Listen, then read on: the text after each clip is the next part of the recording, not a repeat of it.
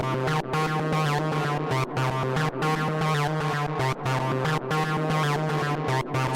Spaces.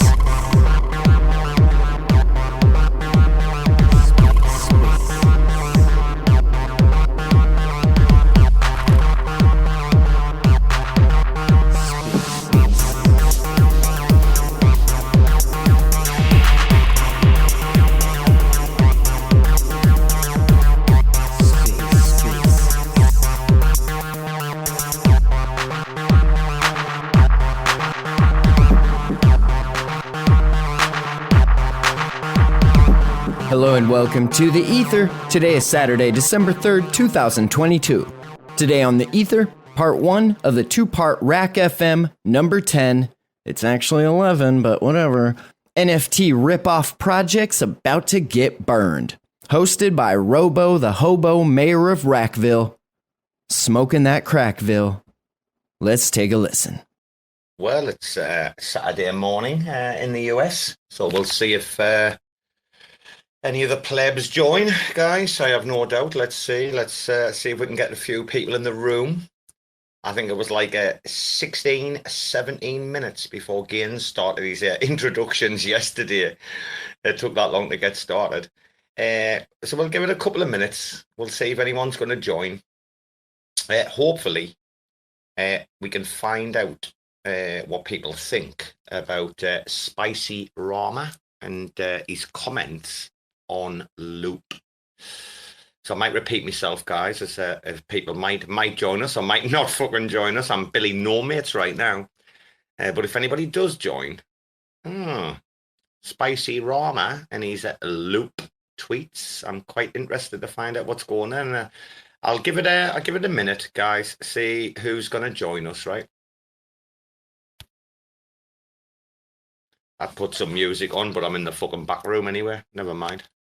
I'll put some music on in a minute and let's see. Hey, man. Brasco's joined us. Hello, Brasco. It's a slow news day, bro. I think Christmas shopping is high on people's lists right now, Brasco, yeah? First weekend of December. I'm guessing you're in the Fiat mine. Is that right, bro? Probably going to give us an emoji for the Fiat mine. Is that right? Is it? I thought so. Never mind, dude. Dude, there's no fucker here. I mean, the Yanks, to be fair, the Yanks were having a late night last night. There's quite a few of them. Good morning, Amanda. Here we go. Hello. Well, Amanda. Hello, Brasco. Can you hear me okay? Yeah, absolutely fine. Well, Twitter has done its thing. Wait a minute, dude. It's kicked me off the headset. I don't know how is it possible for Twitter to mess with your headset? That's unreal, that. Let's see if it'll connect. Wow. That's a black box, like every software, almost every. Dude, it's unreal, isn't it, though? Like, can Twitter... What about now, Brasco? Is it good to go now? Yeah. Smooth as silk. Back on the headset. Good morning, Amanda. This space is like titled after you. Good morning. Hey, thanks. Yeah, I'm not feeling great for some reason. It just hit me last night. Oh dear, what's up? What's wrong? So I had a fever and then chills and then my throat is hurting and I can't sit up because my head hurts and I'm supposed to fly back home to Pennsylvania in 3 hours. Oh, wow. And I don't think that's going to happen. Oh, dear, darling. I'm so sorry to hear that. Have you taken an ATK test? Have you tested for the big C or what? No, not yet. I probably should. I wouldn't know, but Amanda, have you had COVID before? Do you know what the symptoms are that you've had experienced, or have you not had it before, no? No, I've had it before, but I didn't have any symptoms like this. Right. So maybe you were one of those... It's probably just...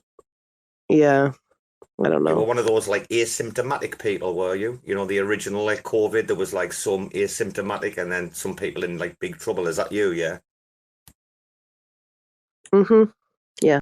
Oh dear, I can hear you haven't got that chirpy little thing in your voice that you do by all means, like leave the spaces and go, do what you want. I hope we can cheer you up if you need cheering up. Yeah.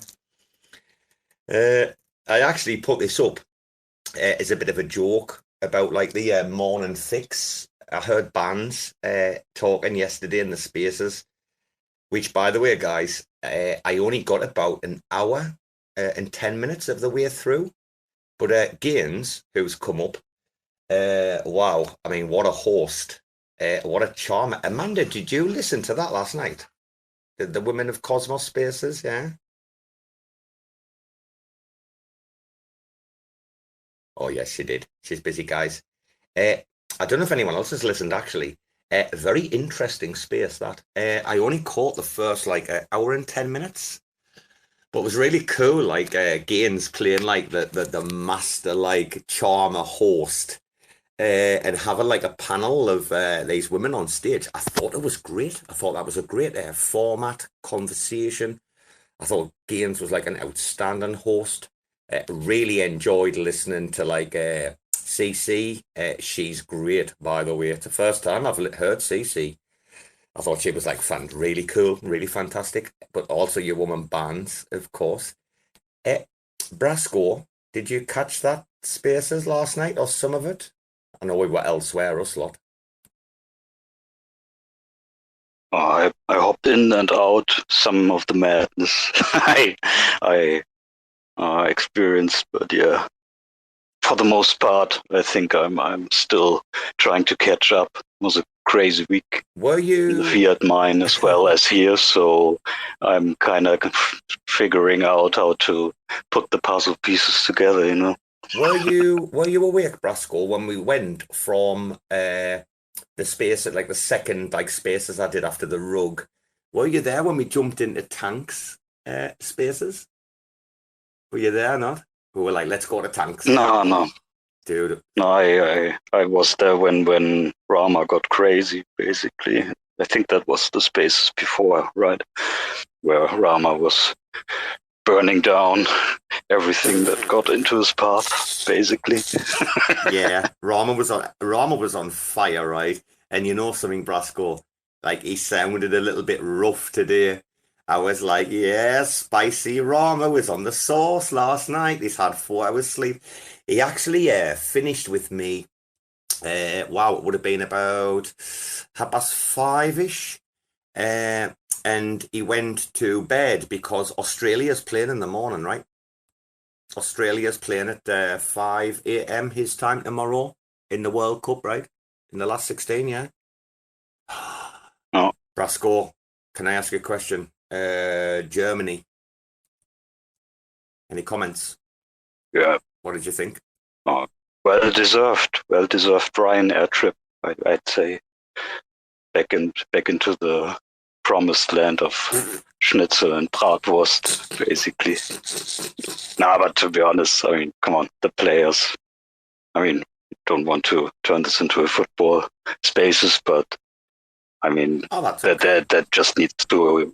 There just needs to be fresh young blood. There are so many very quite young players in Germany that would basically kill on the streets or the train stations of Frankfurt and else to be on that team, and they just they are shipping out the grandpas there. So yeah, I know. Time for a change. When I think, Brasco, though, about the German team of 2006. Which was like at that time, like when Merzel and stuff like were young kids. I mean, what a team! I think the average age of the entire team was like under like 24, if I remember rightly, back in those days, right? No, something like this, yeah. And there was quite some spirit in there, and now it's kind of just lazy people, just running around with their noses up and. Just like for the paycheck and some fame, but that's it. Didn't you go out on goal difference? Is that right? You went out on goal difference, same as Belgium, right? I don't know. I haven't watched even one single matchup of them. Yeah, I think... Not this World Cup, basically. I think your average goals was like 6.4 versus 9 or something for Spain. It was goal. I'm sure it's goal difference you went out on. Mind, some lovely surprises. We'll not turn the guys into a football spaces. Obviously, Gaines has come up to speak. He doesn't know the offside rule. That's his fault, pleb. I will say, I mean, it's been a boring World Cup so far. Not much like, real action. A lot of like 0-0 draws and stuff. But to see Japan go through to the next round and Australia to the next round, for me, I'm like, yeah, this is what I'm here for. Like, I hope either Japan or Australia will get through the last 16. And then hopefully, once you're in the quarterfinals, right, anything can happen because you're 2 games away from the final. I'd really love to see Australia, just because of Shoebox and, my affinity for Oz. I'd actually like to see, Australia get through to, like, at least, like, the quarters, if not the semis. I haven't looked at the path. Brasco, you don't know if Australia got through the last 16. You don't know who they might face in the quarters? No, I'll have to have a look at that, actually, guys. I don't know, no. But I'm also for the underdogs. For sure. Oh, Japan, Germany. That was the night that I was out with Signal in Bangkok. So, like, we stayed out for, like, 3 matches. That was the one that was on, like, I don't know, like 8, 9 o'clock Bangkok time or something. So it would have been, like, mid-afternoon in Qatar. Man, we were on the session when Japan played Germany, and I was fucking jumping all over the place. Let me say, good morning, Gaines. Hi, Gaines. Good morning. Good morning, dude. Oh, you sound sick as well. Don't tell me you're sick. Amanda's sick. I know. Brasco, what's going on? I don't know. Gaines has to tell us what's going on.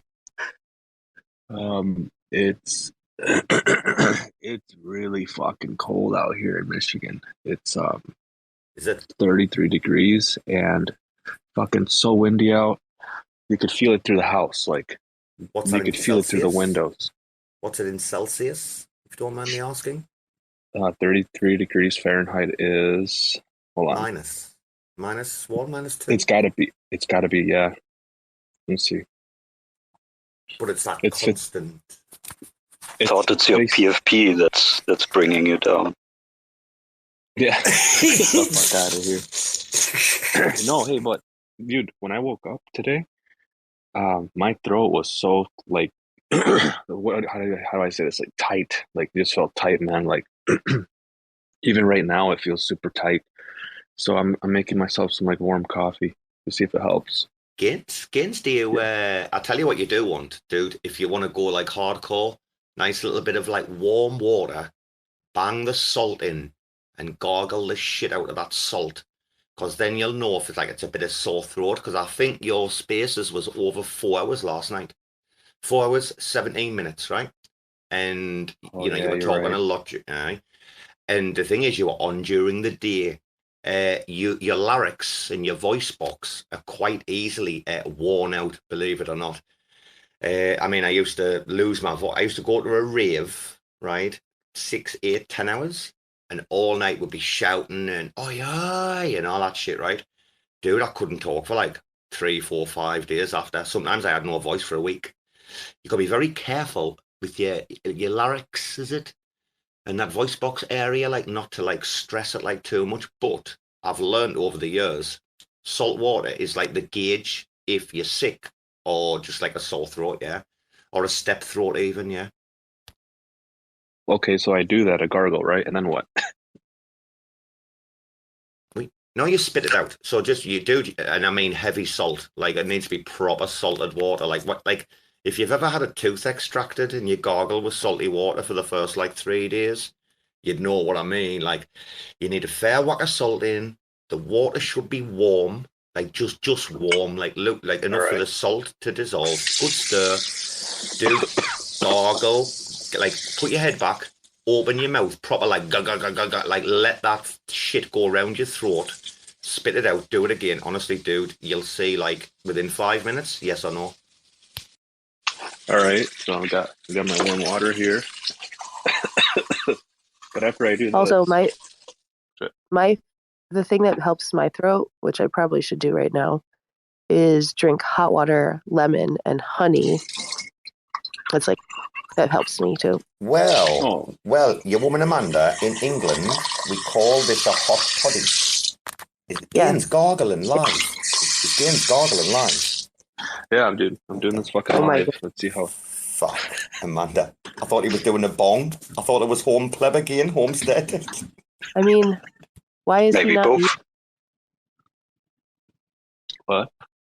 Why are you not muting your mic? No one wants to hear that. Yeah, you want to hear it, don't you? I can't find fucking salt in the house. Right, Amanda was right though. It's called, guys, in English, it's called a hot toddy. However, you have to have like a thumb of whiskey in there. So when I was a kid, right, and I was bad, like what Amanda's talking about, like I'd be saying to my grandmother, oh, I can't go to school today. And like my grandmother, like being like Roman Catholic, like old school, right, early 1900s, she was looking at me like, you can fuck off, you're not staying at home, I've got things to do today, I've got to go to the bookies, I've got to go, and she'd be like, you're going to school. I'd be like, grandma, I'm ill. And she'd be like, right, hot toddy. Dude, I was like 11, 12, right? My grandmother would whip up the tea with the lemon and the honey. No shit. What's Gaines doing? Wait, dude, I swear, what's a fucking I try noise? The salt part. What? No. This is weird. I try to mute myself, and then it unmutes by itself. So I'm gonna exit the space and come back in because I don't know why that keeps happening. You're getting rogued. Okay, fair enough. You're getting rogued. Not for the first time. Not be the last. Hopefully, the first of many to come. Yeah, Amanda. In England, we call it a hot toddy, but it has a thumbnail of whiskey in, you know. And no shit, my grandmother would be like, "Hey, son, you can have a toddy and you can fuck off to school." And I'd be like, "Oh, wait, man, grandma, I'm fucking ill." She'd be like, "You're not staying in here, get out." And literally fucking kick me out and send me to school after a shot of whiskey.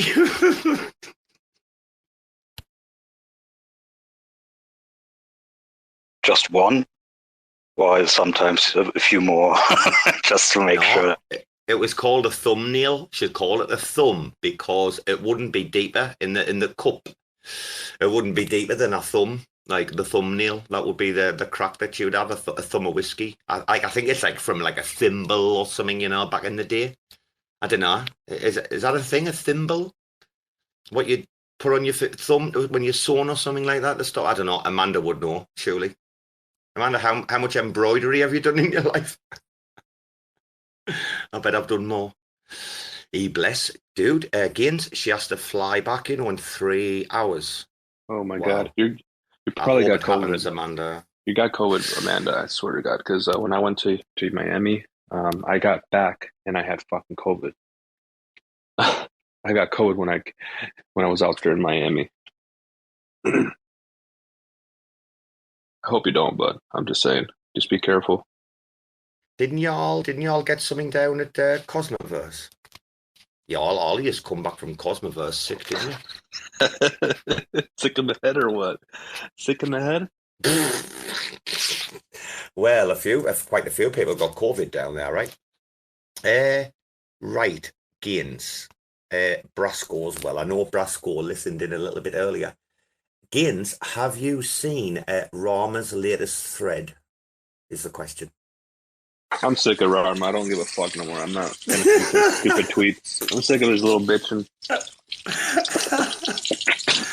I'm sick of bitching. Fucking sick of it. Dude, he took over the spaces after Ruben.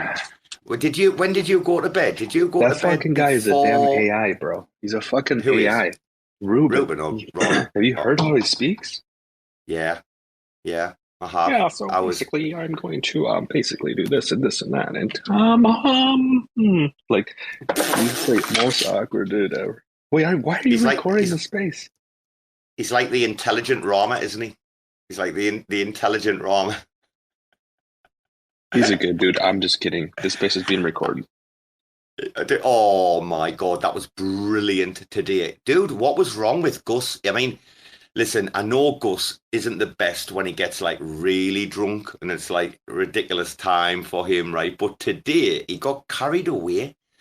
Like when we were taking the piss of the recording, he actually thought that was real, and he did get a bit annoyed today, and he apologized. But dude, we got him today, Gaines. Oh yeah, we got him good. We got him good. No, dude, I got this like weird feeling. Like I'm like, why does he keep like inviting people? Like, please tell all your friends. It's not being recorded. It's not being recorded. So just tell everybody come in and hang out with me in the space. And I'm like, You know why? dude, I think it's new to him because like fairly new. I think he's fairly new to the space world and our community. Because if you noticed, like when Jacob came on and he started making the big announcements about like his first space, and Jacob was co-hosting and made it this like big like news event, and I was like, all right, dude, we get it. But like the thing is, didn't we have the reverse the other day when it was late over here, about like 11 p.m. or something? And he was on and he's like taking the piss out of me because he was like fresh as a daisy. But I mean, your man's getting on in years, when he's having a few, bit of sauce late on the night. As we get older, we get forgetful at the best of times, mate, and we can be antagonized quite like old people. Not that I'm old, but, I'm heading that way. We can be antagonized quite easily and short-tempered and yeah. need things, some people. I mean, he's a lot older than me, I think. He's got kids that have left home. He sounds like he's hitting 60s, I would say now. Well, you know what we did though last night? We broke him in. We broke him in right. Like some people in our community, they need to be broken in. You need to break them in. I mean, True. Yeah, you need to break them in because if not, they're going to be tight little assholes all the time. So you want to fuck with us, we're going to fuck with you, and yeah. Do you know who doesn't need breaking in? Is Tank. Liz it's Tank here. No way. Well, he is. LiLGainzz, Liz the Diz. She needs no breaking in her. She's absolutely unreal. She's one of the best people. I'm not shitting you, everyone. One of the best people I've met on Spaces. Period. Right, let's get Tank up. What do you think about Liz, Gaines? I love her. I Brilliant, fucking love Liz. And so funny and so like matter of fact and righteous about like what the thing is. She says what she says. She takes the position, and she'll happily defend it. Like she'll die on that hill. You're not going to change her mind by trying to say, well, that's not necessarily how, men and women work. And she's going to be like, no, fuck that. Like, this is it. And she'll not move on that position. And I respect it because it's hard to argue against her. We'll say good morning to Tank, but it's hard to argue against Liz, isn't it, Gaines, yeah? Oh, yeah. Sorry, dude.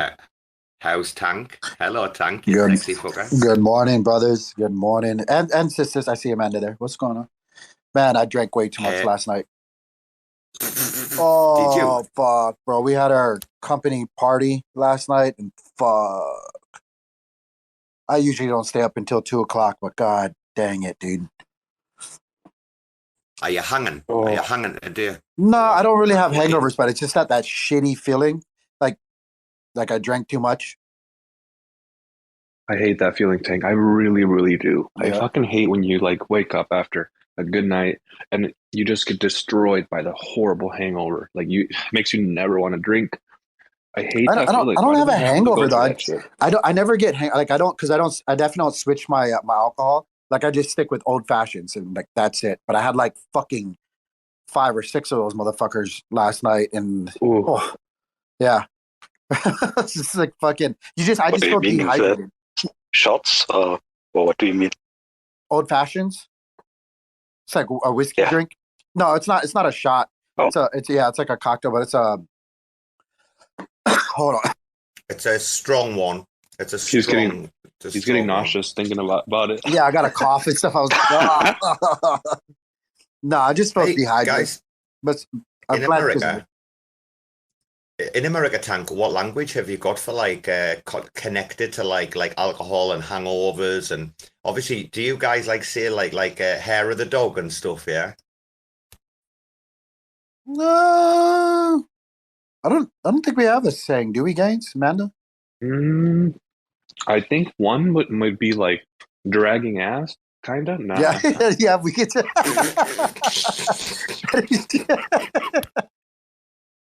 What is that? I am Explain. dragging ass right now. Dragging ass. Ah. If you're dragging your ass around. Right, I get that one. So I've never heard it before. I would suspect it's like similar to like hanging, which I don't know where that actually comes from. I presume it's like hangover, maybe.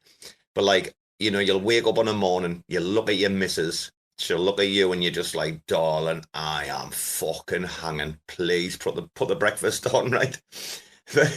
Dude, like, Damn, bro, well, that's a good question. Now I'm sitting here thinking about dumb shit that we say. Gaines, I think that's the only thing I've ever fucking like dragging ass. Fuck. I feel like we say more things though. I feel like we do say more things. Yeah, I feel like we have something more to add, but fuck. have you heard this one, guys? Have you heard this one? Like, if you wake up, right, and you're just like, oh, you didn't drink the water like you should do before you go to bed, you know? You should always drink like 2 liters of water right before bed and take a paracetamol, and you'll be all right in the morning. But if you miss that, if you forget about it, and you wake up in the morning, and you're like, fucking hell, man, I've got a mouth like a fucking junkie's carpet. Have you heard that? I always, my wife and I, because we're getting old, right? Like we use those patches. Gaines, you ever see those patches that you can put on to like they help with hangovers? Yeah, you put on like little patches. Yeah. It like disperses like vitamins or whatever the fuck. I don't know if it's placebo or not, but my wife always like, I always find like 3 or 4 of those fucking things stuck on my back or some shit. She sneaks on them. When I was in a Bbandz, dude, I was on the IV drips. You know, the IV. Oh, Tank's rough as fuck today. Tank, sorry, you know, the IVs, I thought I muted myself. You're all right. Gaines did it earlier. Yeah, it's the new Spaces thing is to not mute yourself and go about your normal day, so we can all hear you shit you're up to. Dude, what's up, hey, Joe, I saw your video, man. That was a good interview with Tom. Hey, what's up? Thanks, man. Oh, there he is. Joe, Rama. We've got a spicy Rama, dude. Have you seen Rama's tweet earlier about Loop? The thread. It's not a tweet, a thread. I'm not going to look at it either. Bbandz.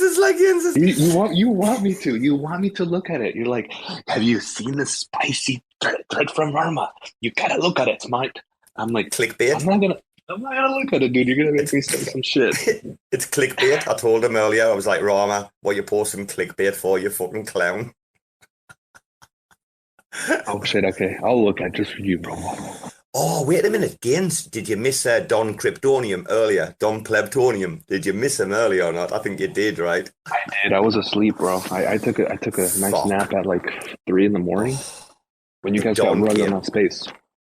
Don came up, right? Don came up and started talking to Jacob about his cooking and his diet, and he's like, you cook this shit in like 3 liters of butter? Like, honest to God, I was fucking crying, man.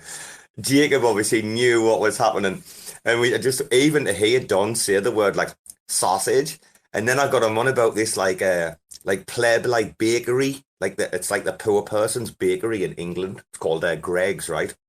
It's where like all the poor people are buying like the pastries, you know.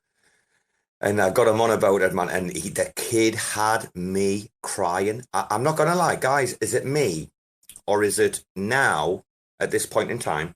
Is it impossible to not find like almost everything that Don says like funny?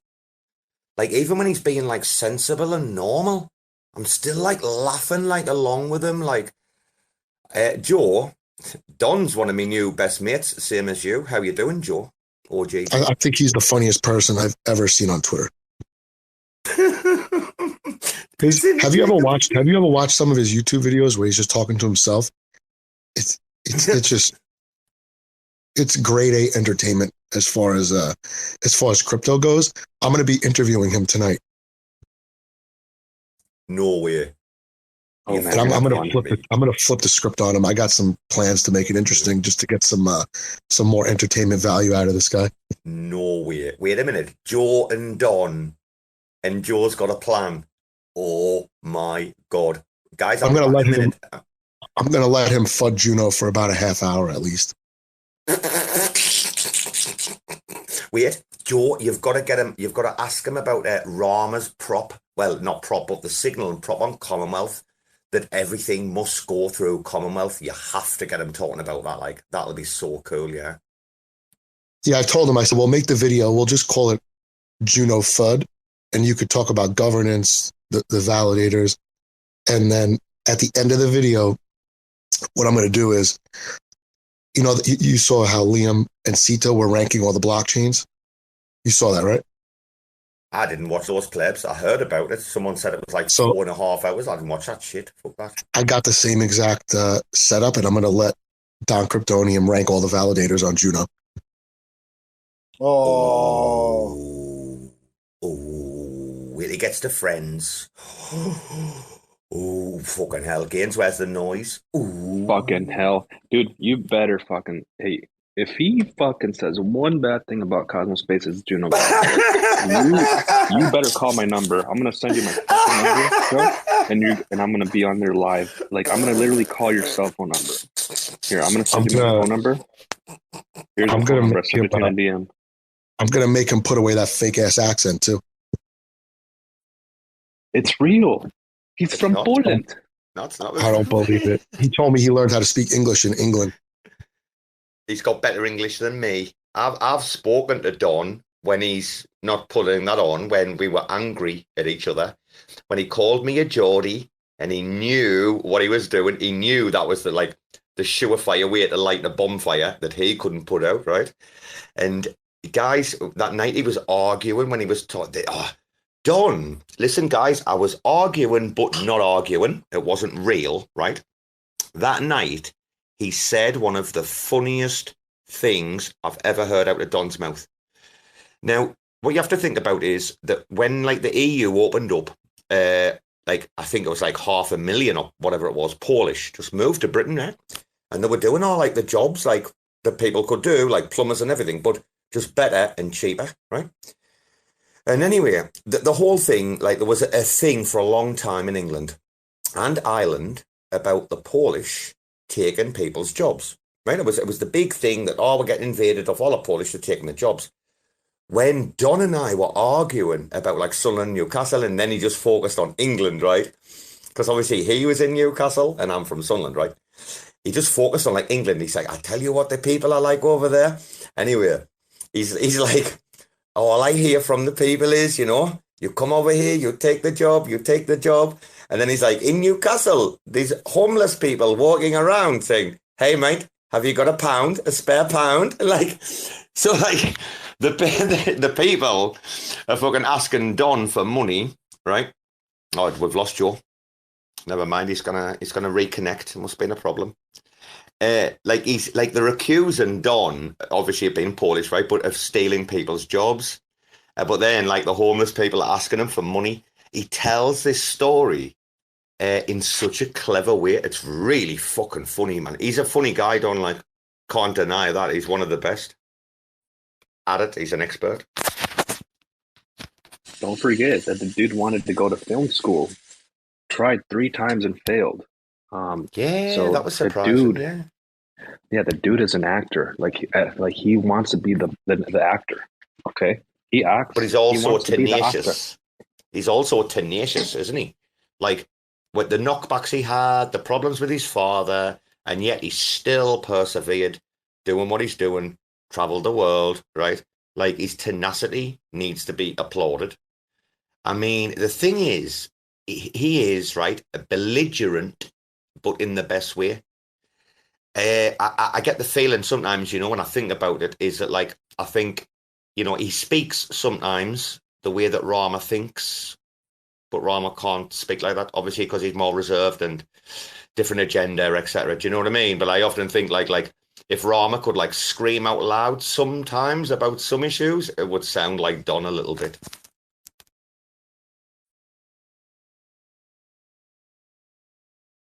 Sorry, dude. Oh, Tank's been sleeping. Tank's been sleeping. Anyway, he's been boozing last night. He doesn't know. I'm looking at fucking validators right now. Harvey's going to work. Harvey was pissed off that, like, Gaines had been lazy And then he was even more pissed off when he found out Rama had been lazy. So Harvey was like, right, tomorrow I'm going to have shit sorted out. Gains. What does he mean by lazy? Oh, What are you talking about? Sorry. Guys, well, you know what I'm talking about because he asked you today. Harvey asked you about the comms now, and we'll talk about that in a minute. Listen, guys, last night I said we would have some sandwich wars, right? And get this shit live. Wait, guess. Take a fucking guess who had an entry today at the sandwich wars and failed miserably. I bet you'll not guess. You've been asleep, you two. Wait till you fucking find out.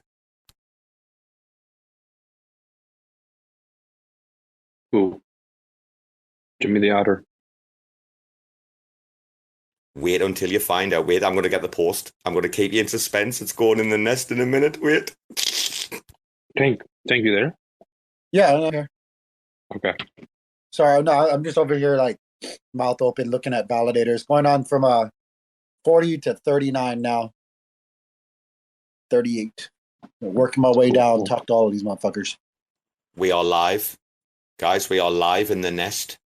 Please, can you go and look at this abomination? Tank, you're a bit rough today. You're hanging. You're dragging ass, wait. Tank, imagine if your man was your brother or something, or this was your missus. Imagine waking up and getting served this for your breakfast hanging. You'd be fucking foaming. Look at that. Look at the atrocity. I mean, that's an insult to fucking bread, isn't it? What the fuck is that? Is that a brownie and a fucking piece of No, it's a square sausage.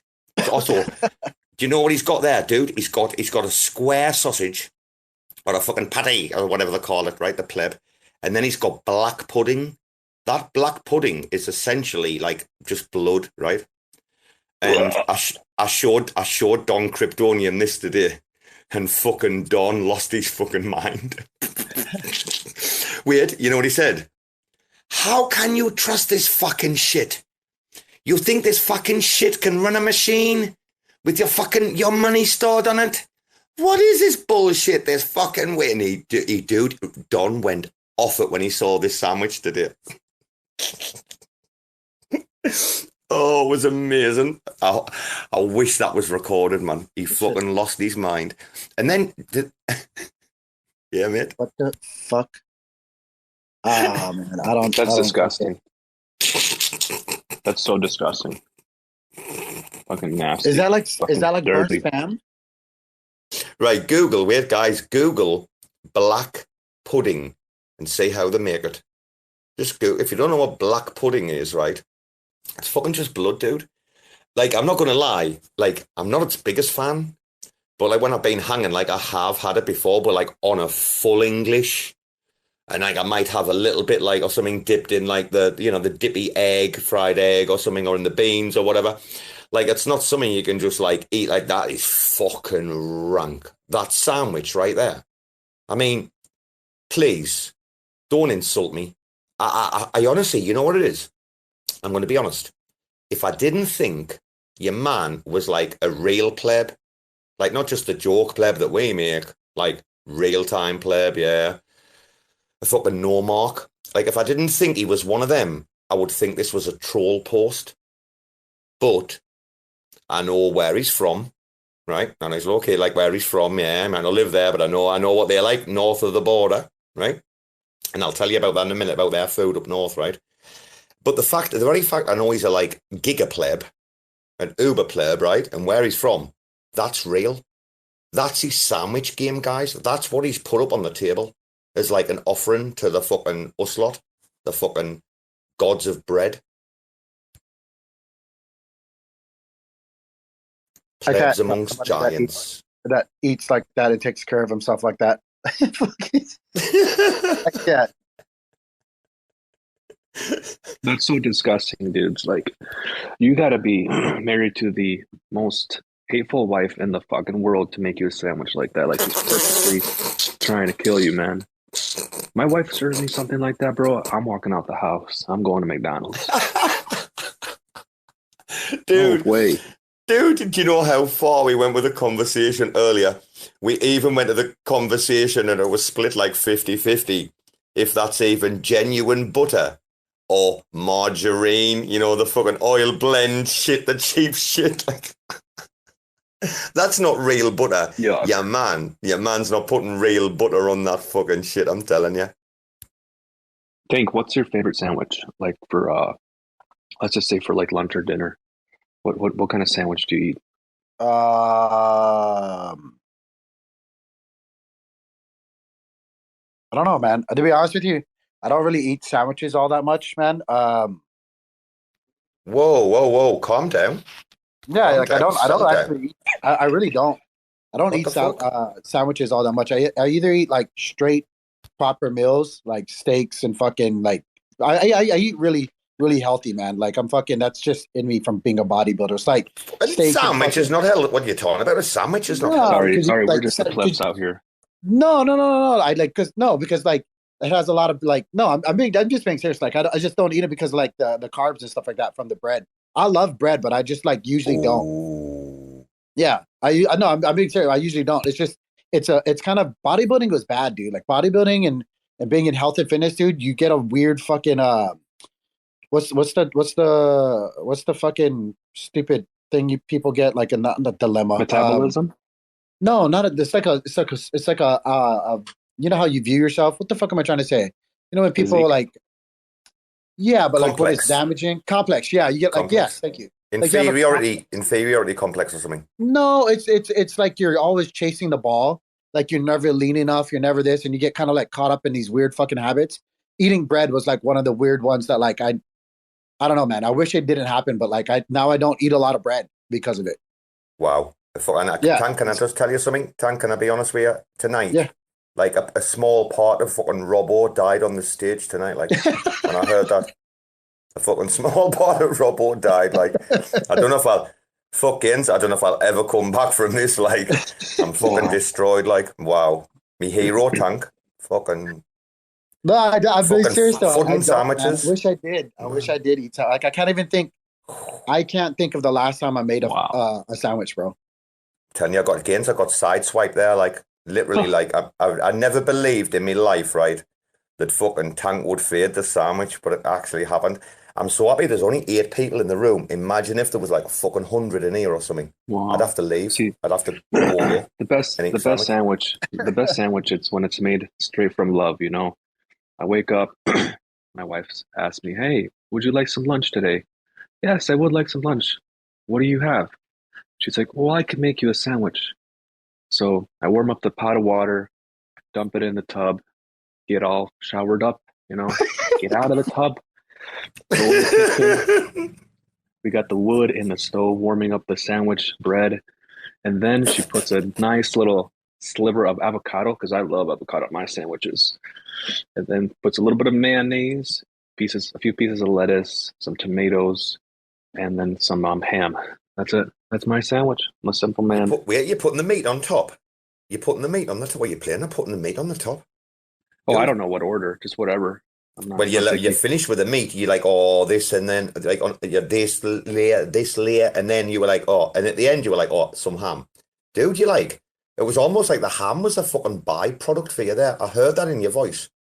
Are you lying about your quest for the ultimate sandwich? I will believe that. Actually, now that I think about it, I do eat my sandwiches like that just because I don't like the bread getting super soggy. So I'm very, very careful of what goes on the bread, you know. So that's why I said I put the avocado on the bread, because the avocado protects it from getting getting the bread all moist with the tomatoes and the lettuce. Wow, dude. I mean, I'm not gonna lie to you. You, dude, you're levels below me. Like, honest to God.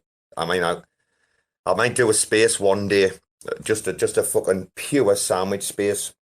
Oh yeah, Amanda, thumbs down, like you do any cooking. Like any of us in the room think Amanda actually makes food. You got more servants than fucking Seffi. Never mind. Gaines, we talked about this last night, man. And honestly, I'm gonna let you into a trade secret, guys. You need a bit of fucking heat in your bread. If you're using the right kind of bread, and you haven't put a little bit of a crust through it. Not too much, not too little, just a little cheeky 30 seconds on the high setting or something. If you haven't got a little bit of a crusty going on there, mate, before that butter goes on, just to provide some, like a springboard. I'm not going to say a foundation, because it does much more than that. But you need that base layer. It's like everything, no? That's your layer one, isn't it? The bottom bread. It's fucking king, that, like, isn't it? You can, if you fuck that up, your sandwich is gone, like. You got some skills. And you know it. You know it. That's exactly what you have to do. If you don't toast the bread just a little bit, you're gonna get that nasty, like fucking soggy ass bread.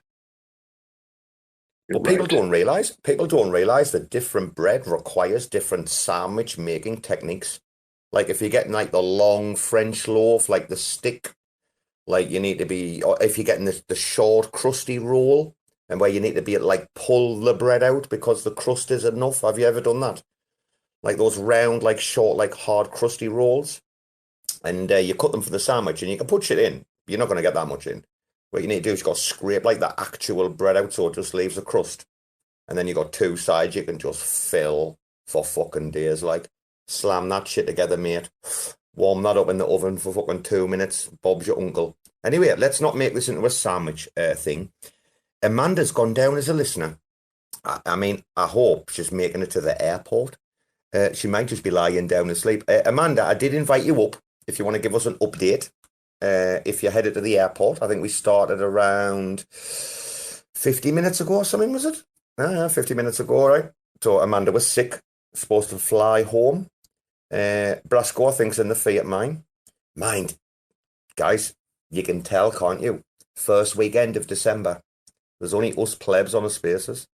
Everybody's out doing Christmas shit, isn't there? I woke up though just so that I could get an early start to my day and get some stuff done around the house and do some Christmas shit. I got to find a fucking tree. I gotta go find the tree today. No, I got today. Yeah, I'm gonna find the tree and then probably just buy some more ornaments, and then after that. Wait a minute, you're not getting a real tree. Wait a minute, you're not getting a real tree, are you? Why not? Not a real one. What's wrong with getting a real tree? All that shit falls on the floor, man. Have you got carpets or like tiles or laminate flooring?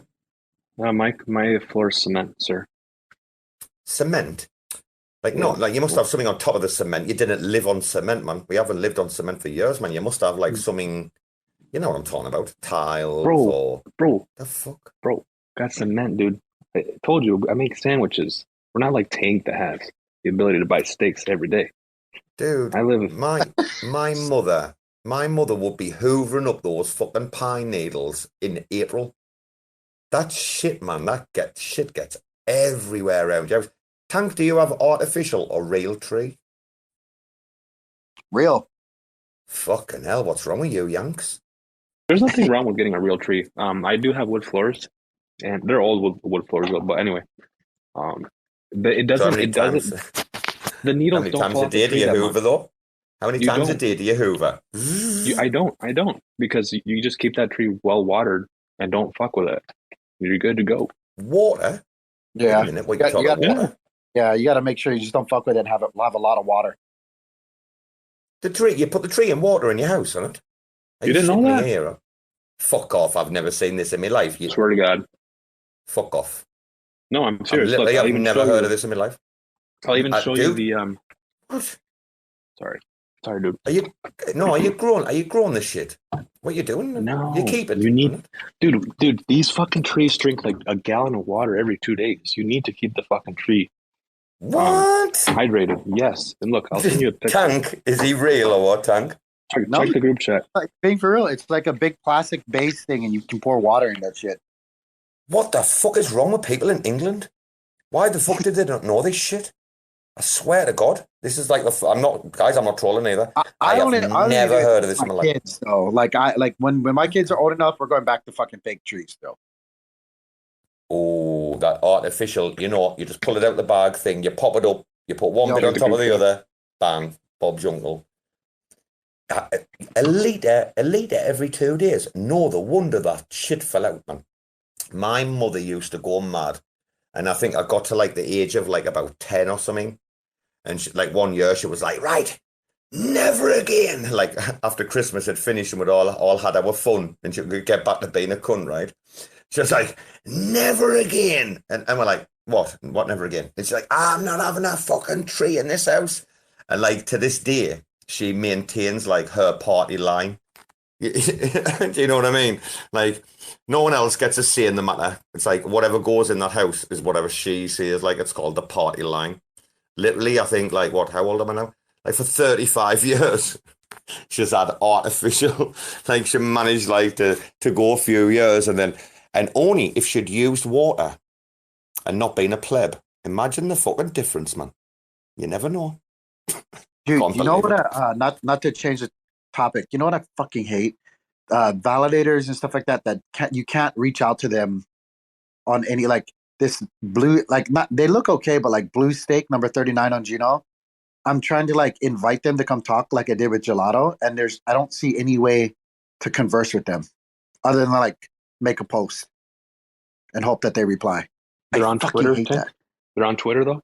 Yeah, Oh, yeah, okay. they're on Twitter, but they're like they don't have. They have like 86 followers, which Are is they not weird. a duplicate? Are they not a duplicate validator? Is that not someone else that's like, is there no connected wallets in the history? I That don't might know. be- I just now started going into it, but I wanted to send them a message. Like there's just Blue stake. blue stake number 39, right? Okay. That's a respectable position, and you only have Never 86 heard of them. Have they had delegations recently? Yeah, no, they're up there. They're up there, bro. I hope that Yeah. when you're doing this, like sniffing around, that you don't come across like symbol validators. You know, I really hope not. Yeah, tell me about it, dude. But They're already there. They're already there. Rama would tell you, but he's probably paid not to. Don't say that. Did I just say that? Yeah, it's recorded. It's recorded as well. It's recorded, bro. Rama, would you like to come on and be interviewed about that? I'll ask Don if he wants to co-host. no, but this shit is super interesting, right? Like fucking. When did they start getting into the fucking active set? Abstain. They voted. They've been They've been around for a while. Fucking 9. They voted on yes, so they've been there since they've been validating since the very beginning. First prop.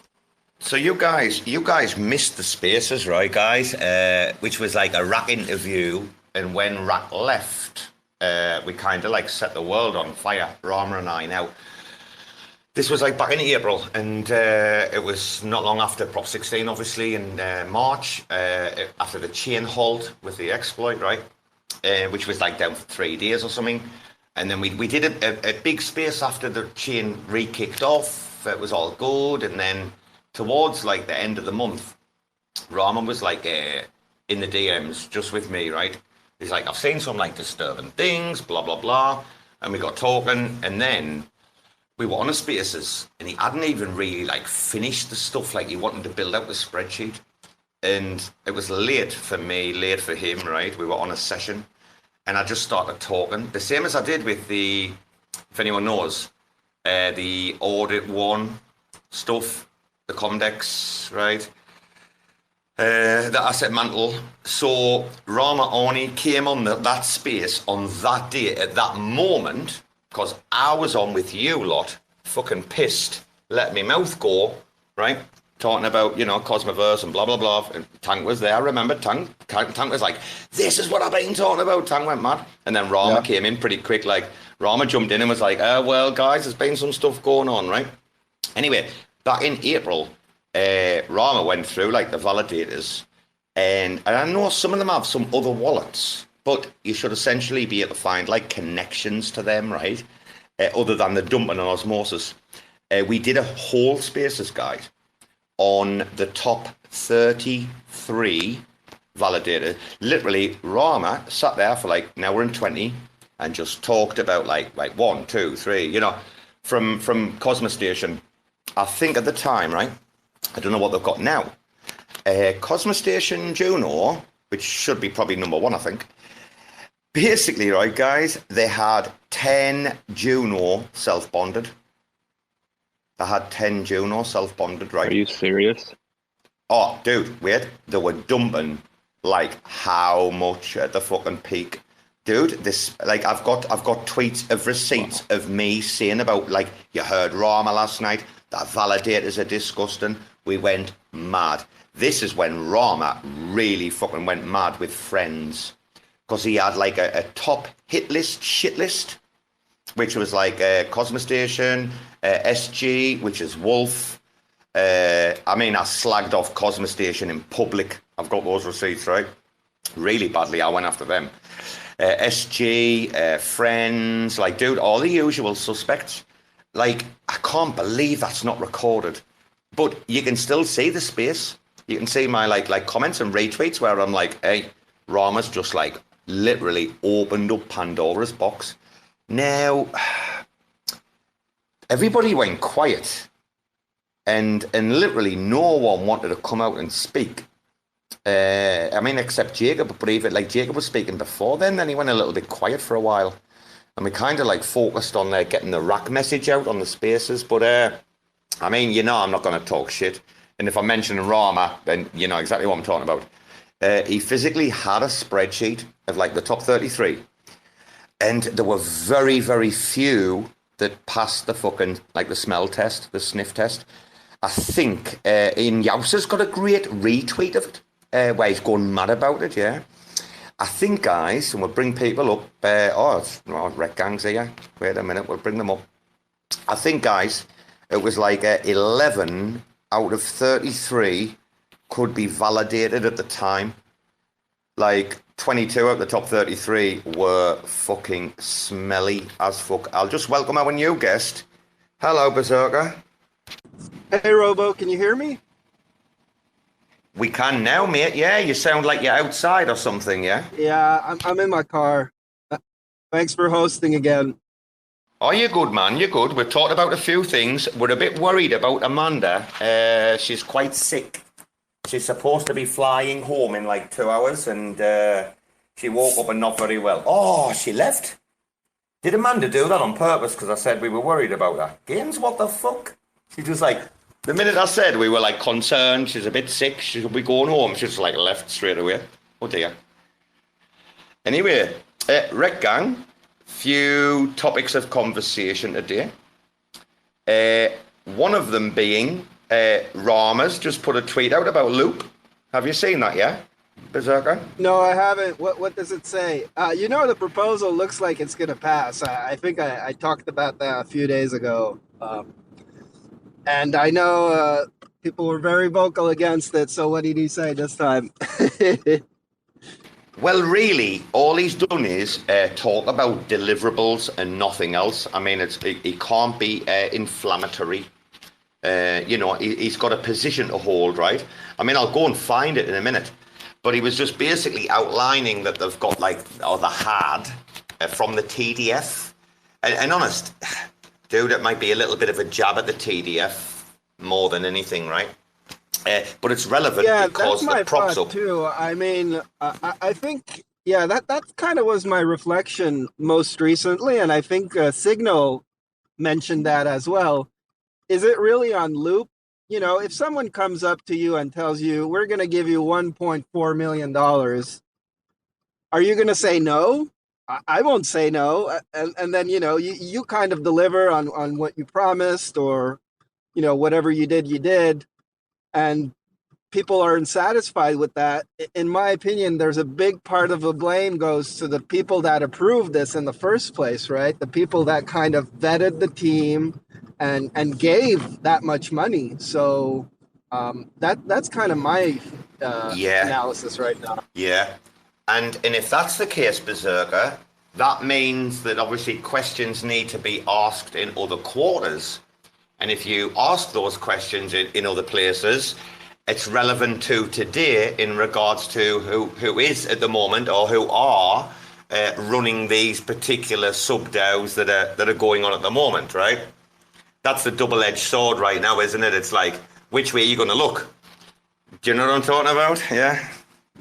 Yeah, well, you know, I totally agree with that, and it seems to me like Loop has a lot of friends, or I guess the people that are behind Loop have a lot of friends. The proposal has, I don't know, is it 60% participation rate? Like a huge amount of validators voted for it, and it looks pretty positive to me.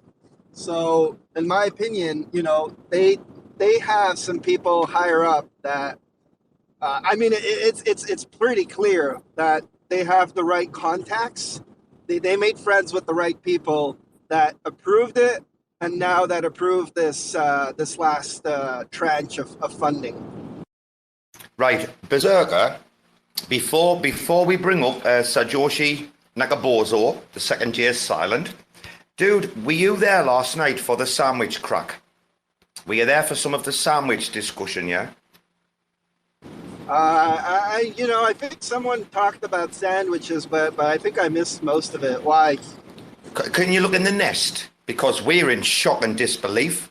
Your man came at us today with his sandwich game. And dude, none of us know what the fuck is going on. Except this cunt is a retard, like literally, if you look in the nest, right? If you can tell me one good thing about that picture, dude. Like, seriously. One good thing, like I defies logic. I can't believe sandwich. That. Like that bread looks kind of nice. That's for that's the dog sandwich. That's what you feed your dogs. That's the raw beef diet. I don't know if you are familiar with eating healthy. Healthy people don't cook; they just eat shit raw. So that's what that is. Bbandz thought that was a brownie. Sajoshi, Bbandz thought that was a brownie in the sandwich earlier. He's like, is that a brownie? I did too. I had to like zoom in on it, and then when you zoom in on it, you immediately regret your decision. But then shortly after that regret, you see that it's a piece of raw ground beef or sausage, perhaps, with some sushi. No, wait.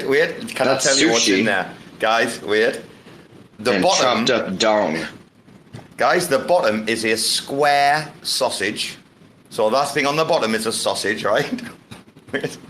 And that abomination, that atrocity on the top of it is called black pudding, which is basically like, guys, just blood and like the eyes and the fucking... That's really fucking gross. I just woke up. Quick question. How do you get the sausage square? I thought it came out circular like a tube. How do you make it a square? I'm confused. It looks like Spam, bro. That's their Spam version. It's their version of Spam. It looks like Spam, doesn't it? It looks like Spam. Looks like they put it on like the stovetop and grilled it. Yeah. Each country has their own version of Spam. Sometimes it's people. I've got two questions. Wait, I've got two questions. Why doesn't your man own a bread knife? Because if you look at that bun on the right-hand side, your man clearly doesn't own a fucking bread knife. I mean, what kind of poor pleb, right, do you have to be to not even own a fucking bread knife in your house? I swear to God, I couldn't survive. Dude, Sajoshi, I couldn't survive without a bread knife. Hold up, Tag. Did you ever think we'd get so deep in the bear market that we would be trolling fools over their sandy making skills? Dude, we're going live on Omniflix. We're going to have a sandwich off. Honestly, I'm not shitting you. Tendermint Timmy was all over it, tagging Omniflix. He's like, can we do this like on live, on pay-per-view? I'm like, fucking hell, here we go. Joe V. Yeah, Robo. I think he sent you that picture just to like, confuse you. You thought this guy would like show you this fucking nice beefy looking sandwich, right? Shh! Don't ruin it. Let him be confused. It's okay. Wait a minute. Guys, wait. I have something else for you. Can I highlight something? Did anybody spot the bottle of Diet Coke in the background off to the right-hand side? Your man's eating like this and drinking Diet Coke. What a fucking pleb. Why doesn't he just go all in and die next week? See, I don't really have any control over stuff like this. I pretty much just eat what my girl brings me. If I'm hungry, I'll ask her to make me a sandwich, and she'll make me a dope-ass sandwich. Sometimes I'll even want it grilled, and she'll break out the griddle, and she'll grill that shit. So that's the extent of my sandwich. Skills. Your woman's got skills, man, for days, man. I've got to say, like, guys, I'm not going to lie. When I talk about, like, getting people to make you sandwich, like, in a shop, like, and talk about making it yourself. Like, if you trust your woman, like, if you really love your woman and trust her and, you know, you've had kids and it's, you know, it's bang on the money. I mean, if you can't trust your woman, make your sandwich. I have no misconceptions. She's poisoning me slowly, and I'm okay with that. Dude, when my missus will be like, do you want a sandwich? I'll be like, fucking get in. Be like, you take the first bite, honey. Okay. You feeling okay? Okay. I'll eat it now. I'm telling you, Sorry, my missus will be like, do you want some rumpy pumpy or a sandwich? I'm telling you, you know that bread was on order.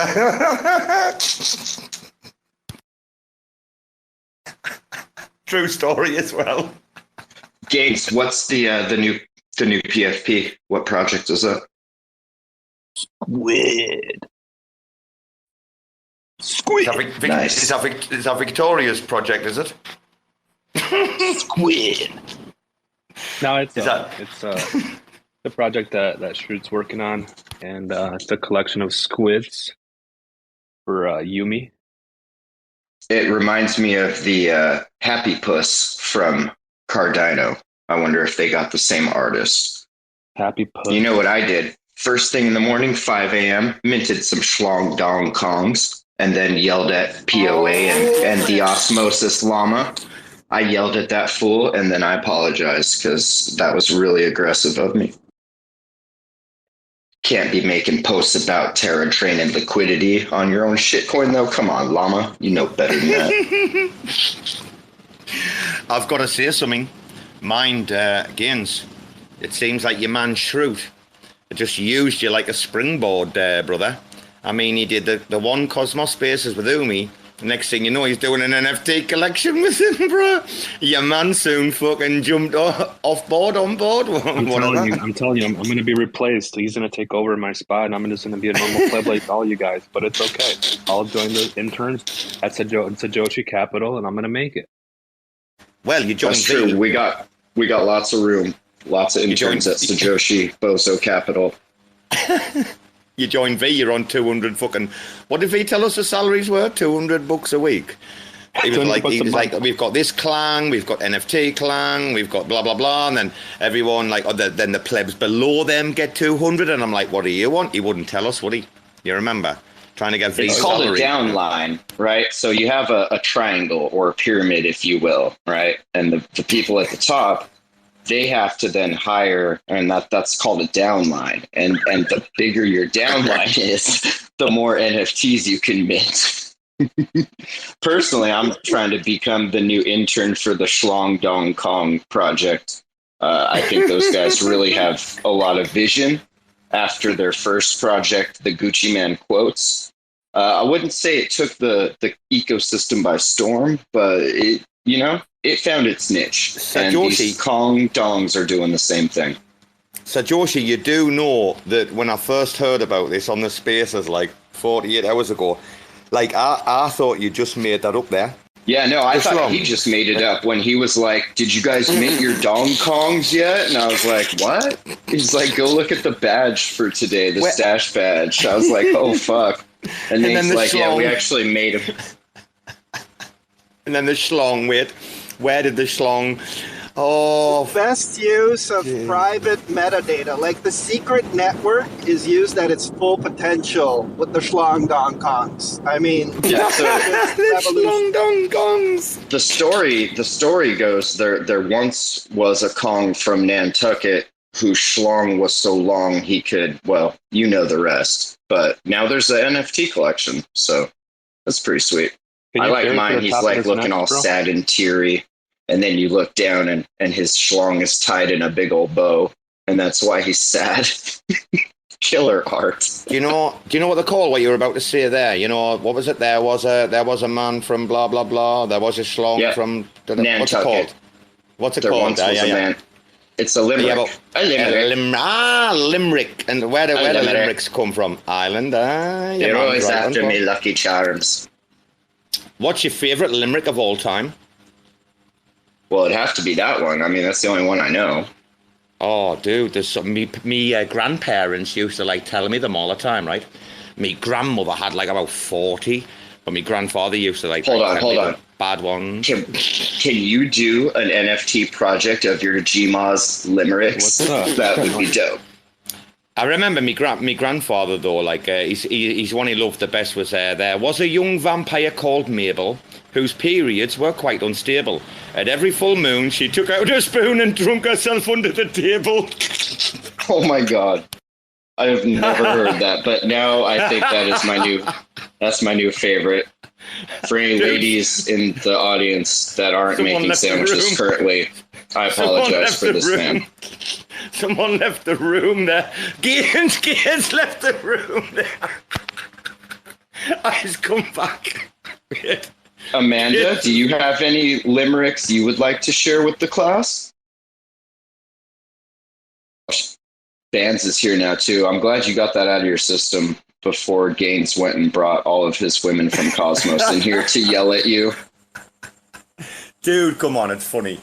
My grandmother though used to be able to give her a name. Like she used to say, give us a name. You know? And you'd be like, John. And she'd be like, there was a young man named John who bought a fucking long Kong donkey schlong. Sorry, dude. I bet your pants has minted one. Wait a minute. I bet you she fucking has. Have you all minted? Is it finished? Is it mint over or what? What was it about? No, it hasn't even started yet.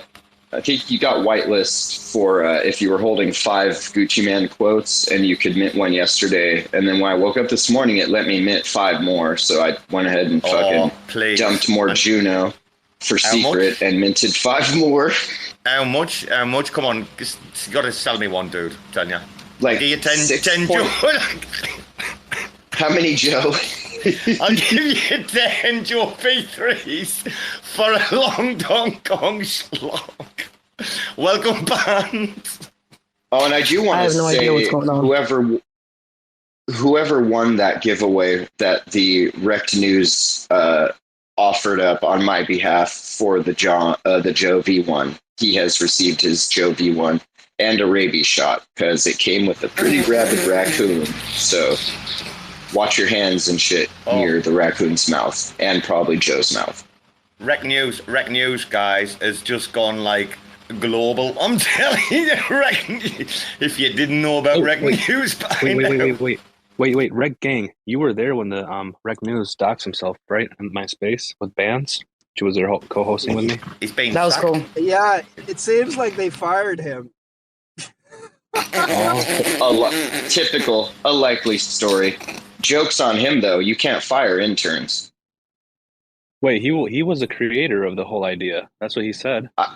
I should know because I run Intern Capital and I tried to fire everybody and they still won't leave. So you definitely can't fire interns. If you do, they won't leave. So you pretty much, if you fire them, you then just have roommates. So now I have a bunch of roommates that won't leave. So that's fun. Oh my God. I don't know how much more this I can take. Fucking take.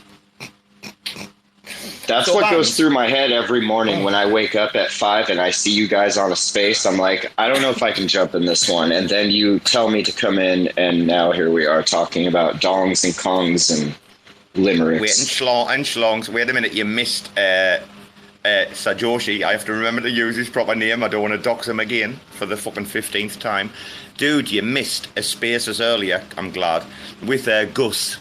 And, like, he wasn't recording, and he kept telling everyone, hey, the space is not recorded. Like, anyone who joined, he was just like, hey, we're not recording. Like, you can say, like, we were like, dude, calm down, man. And then Gaines and I just started winding him up that we were recording. Gaines, where's that picture that can you find the picture today? When I was listening in, I'm like, how come these guys are not making fun of him? Because, like, he kept saying it over and over. I'm like, make fucking fun of him for saying it over and over. Like, it's getting kind of weird. It keeps telling people, oh yeah, just guys, you can say whatever you guys want. Say everything. I don't care. Whatever you guys want to say. It's not real. Bro, like over and over. That's like oh my God, that's cop tactics. Hey, bud, you can tell us we're not recording. It's fine. When they tell you that, you know they're recording. And he's a lawyer. He's a lawyer in Miami. Fucking hell. Fucking don't call fucking Saul there. Yeah, man. Your man's a money launderer or some shit, isn't he? I'm a lawyer in Miami. Fucking hell, you might as well say like I work for the Colombians and the mob at the same time. I'm Cito's lawyer. It's okay. I got this on lock. It's like that dude from that show Ozark, the lawyer for the fucking cartel. Hey, so Josh, Gaines like dropped off a minute, and then he came, like he was posting stuff as an alt, and no, that was one of Gaines's alt, right? Gaines, where's the picture? Can you not find, Gaines, the picture that was posted on that in the nest for Gus? They're like recording. Wait a minute. Oh, he's in the nest. Wait a minute. Let's have a look at this. Oh, here we go. Wait, what else has he got here? Oh, here it's here. Look at the latest tweet in the nest. Fid, we fucking made him fucking think that he was actually recording the space, because I screenshotted the space and then I photoshopped it to make it look like it's being recorded. Shit. Is that his face? Oh my god. You know what's funny? I thought it was his face, and then someone was like, "That's Kevin O'Leary. It's not really him." I'm like, "Oh no, it's Dennis Leary." I think he was talking about the Ref classic Christmas movie. Oh, dude, if you'd been there, man, I was fucking crying, me. I was absolutely like in tears, like I had to like log off. I couldn't talk for a bit, and then when I did come back, I was like struggling to be able to like say, "Don't worry, because it's not being recorded." Like, we kept triggering them every fucking 2 seconds. Like, I feel sorry if normal people came in and were like hoping to listen to like some decent content, right? Like, we just shit talked about like albums and songs and concerts and like pure talk and shit, like relationships, men and women.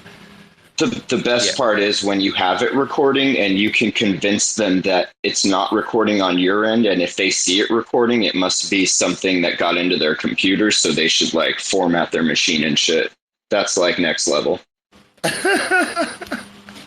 Finn, I have to ask you, because I talked to like Gaines about this earlier. On a Spaces, you might not have, you probably have known you. You've met Liz the Diz, right? Siri. You met Liz the Diz, yeah? Or not? You know who she is? Oh, yeah. Oh, dude, she was in today. Like, giving, like, marriage guidance, counsel advice, right? And fucking yell support. Siri? Wait, no. She only spoke once to Siri when I got at her. Like, I asked her a question, like, about someone's wife, right? But wait, like, Youster, like, if anyone go to Youster's profile, Sir Arnott or whatever, Sir Pleb, whatever he's called, and look at his tweet, he's like, "Bros in the Spaces be getting divorced in 48 hours." Fucking Liz just came in and like she's like, all you is better cooks, like fucking what you doing with your lives, like you plebs. Oh, I was laughing my fucking head off, man. One of the funniest people I've ever met in my life, but on the money. Like, it's really hard to find an argument against what she says. Like, wait a minute. I wonder if she works for Tinder and is just trying to break people up so that the app gets more usage. She's into mad Bitcoin mining. I mean, a Bitcoin mining story and that, and what she's into is mad. And it's crazy how she talks about, like, how she's been in, like, Web 2 for ages. She's just classing, like NFTs and, like, the spaces and that now as, like, being, like, Web 3. Like, a conceptual crack is really amazing. Just put it this way, dude. She's one of those, like, if she joins the spaces, you see her, bang, you, like, speak her straight away. Like, can we get this fucker up? And basically, you had in the room, bear in mind, guys, I was like divorced a week and a half ago, so I'm in the clear, me. You had like about 10 dudes in the room, like all asking her for advice. She kept saying the same thing every fucking time. Like, oh, it's insane. I tell you what, I know there's a few people here. It's only the second time I met her today. Few people will try and get her guys on her Spaces. I'll ask her to see if like we can have like a little show where we get her up. Because you're going to have a fucking right laugh. But we'll get, like, talking about the Bitcoin mining and the energy stuff that they're doing. It's really clever. Joe, hello, mate. We've got Sajoshi Nakabozo, the second... Wow, you skipped right over Bbandz, bro. Wow. No, we talked to Bbandz earlier. Oh, look, I'm getting wrong here now. Oh, what have I started doing? Thanks. I had to jump off later really quick, but I left you a present in the nest, a New York standard breakfast sandwich that you might like. Wait a minute, your man's come back and he's brought sandwich game. I'm very sorry, Bbandz. I do apologise. I thought that said hello. Like, I thought...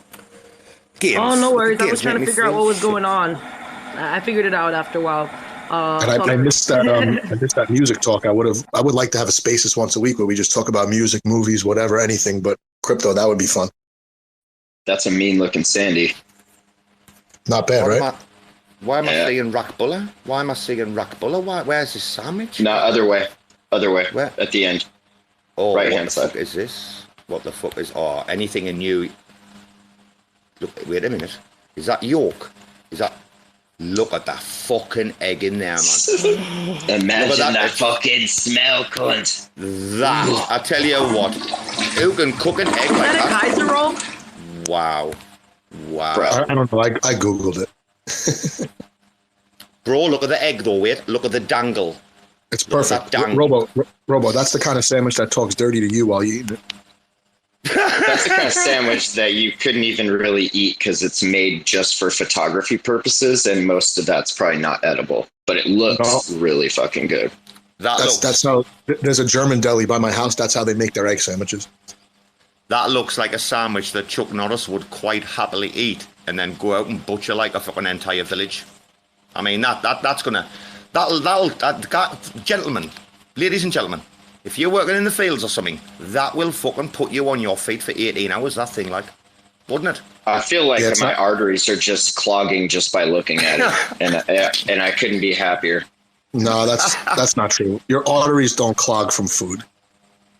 Guys, listen, do you know when it comes to, like, the breakfast sandwich, because I have to think, I do honestly believe you have to separate the breakfast sandwich from every other sandwich in the world. Because like that's its own entire ecosystem, right?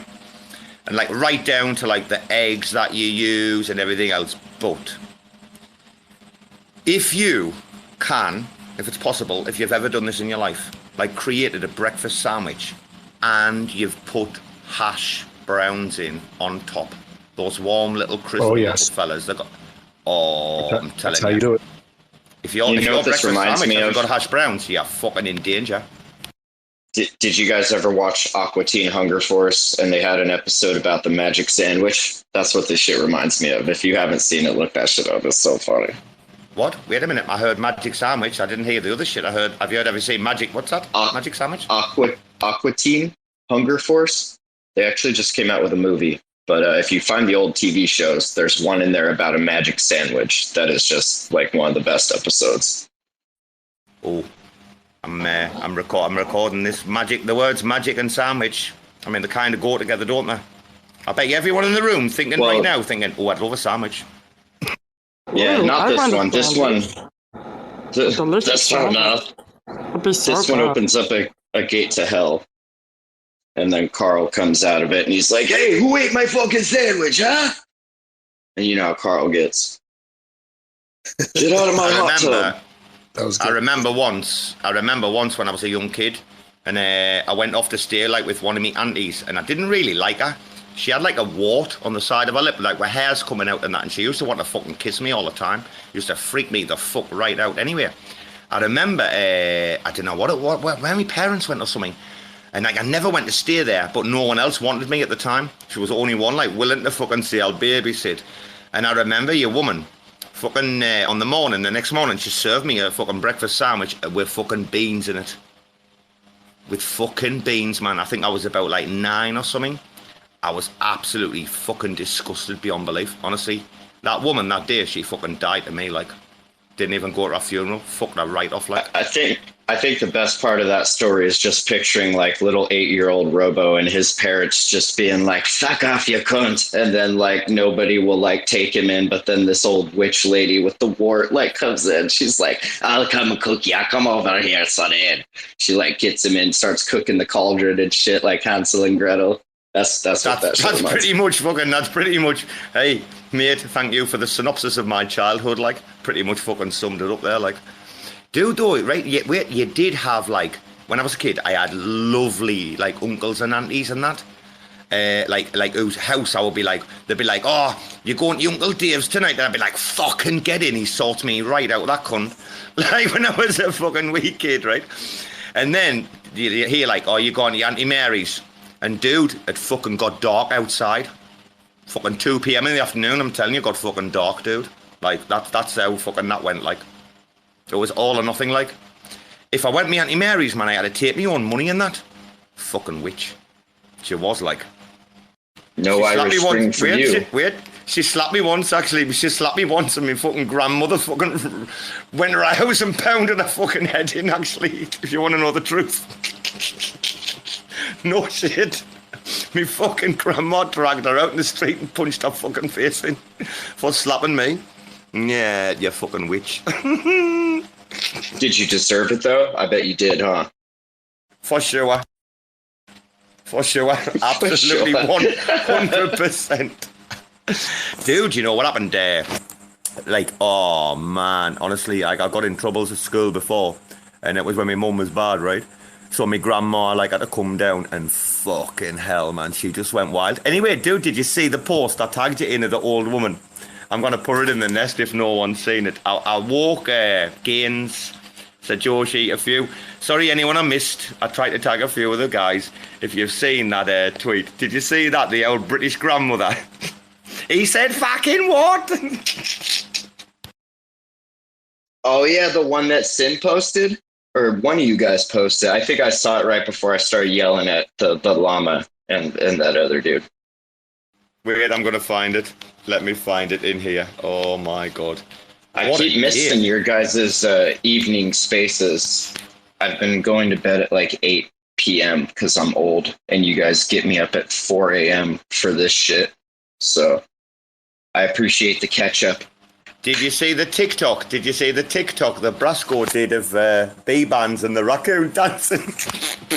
Oh no, I missed that one. I'll have to see that. It's in the nest, dude. I've just put it in the nest. I'm putting the grandma in the nest as well, Lord. The grandma's amazing. Bbandz, have you seen the grandma yet or not? Got to get Bbandz on this. What grandma? In this top right here that you linked? In the nest. Oh, guys, go on mute or whatever you need to do. Put on your computer, please. Just watch the grandma that I've put in the nest. Listen. He fucking said what?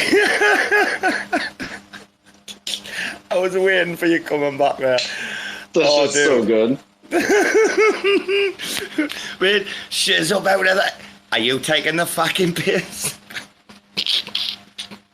Man, my grandparents were Sicilian and they traveled quite a bit. So I do remember when I was a kid, they would start arguing like in English. And then they would switch to like Italian, and then they would switch to Spanish. And by the time they were done arguing, they'd be back into English and shit. And grandma would just be like, you're just being dumb. That was her thing. You're just being dumb. Dick, you're being dumb. And then she would go upstairs. Dude, Sicilian. Yeah, that's fucking the lethal of Sicilians. Like their insults and language and everything is like mental. Like the proper. I did a bit of traveling with like 4 or 5? I think it was like 5. It was like 4 guys and a girl, and like there was like 2 of them brothers. Mate, they are some of the best crack in the world. The Sicilians, they're fucking off the map. Great people, like. We have our moments. Oh, you still class yourself as are you Sicilian American then, are you? Is that what you class yourself as, is it? A little Sicilian, a little Spanish, a little American. Not much, though, but a little. A little clown. Like it, a little clown, too. All clown, baby. I'm all clown. That clown last night. Fucking hell, man. I couldn't stop crying at that when he just came in and then... Bro, Gaines played me in and out so perfect. It was so good. I just pictured like riding a unicycle, juggling, honking my nose and shit. It was so perfect. This has got to be the best PSP you've ever had in your whole life, bro. Love it. Brings me joy. By the way, Gaines, I have to tell you, I think I caught like about an hour and 10 Now I told you earlier about an hour and 10 minutes of the Spaces last night. And dude, how? I mean, that was it. Was that an official like Cosmos Spaces one, right? Yeah, you could say that. How relaxed were you? All 4 hours of it, or? All 4 hours, 17 minutes. But I only listened like an hour and 10 so far. I will go back and listen to as much as I can. Dude, that was a different gains I heard last night. I mean, you said pleb in like the first like 10 minutes or something.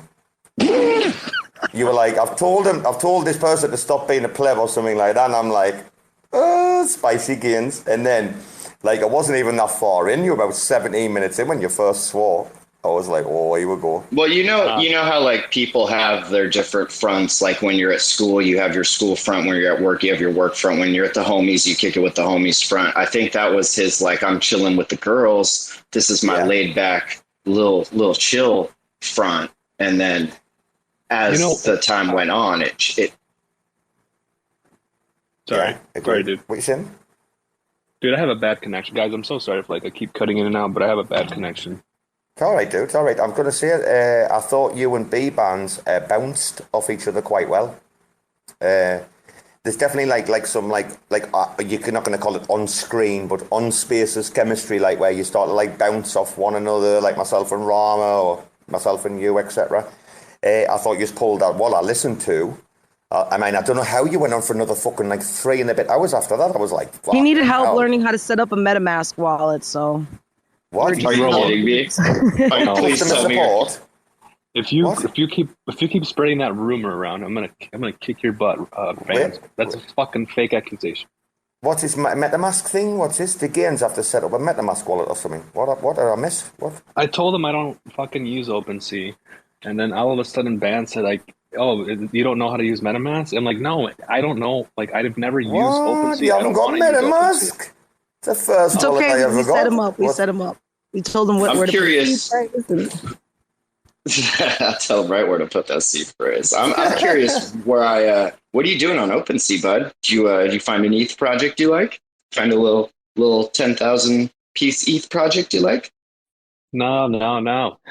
We were talking about OpenSea because one of the creators that was talking in that space, she launched a project on OpenSea. You know her, Maria, woman from Cosmos, and we were talking about that, and I was just like, yeah, I've never used OpenSea, so I don't know what it's like over there. Out of nowhere, like people kept like telling me like, you don't know how to use MetaMask, dude. I wasn't even talking about that.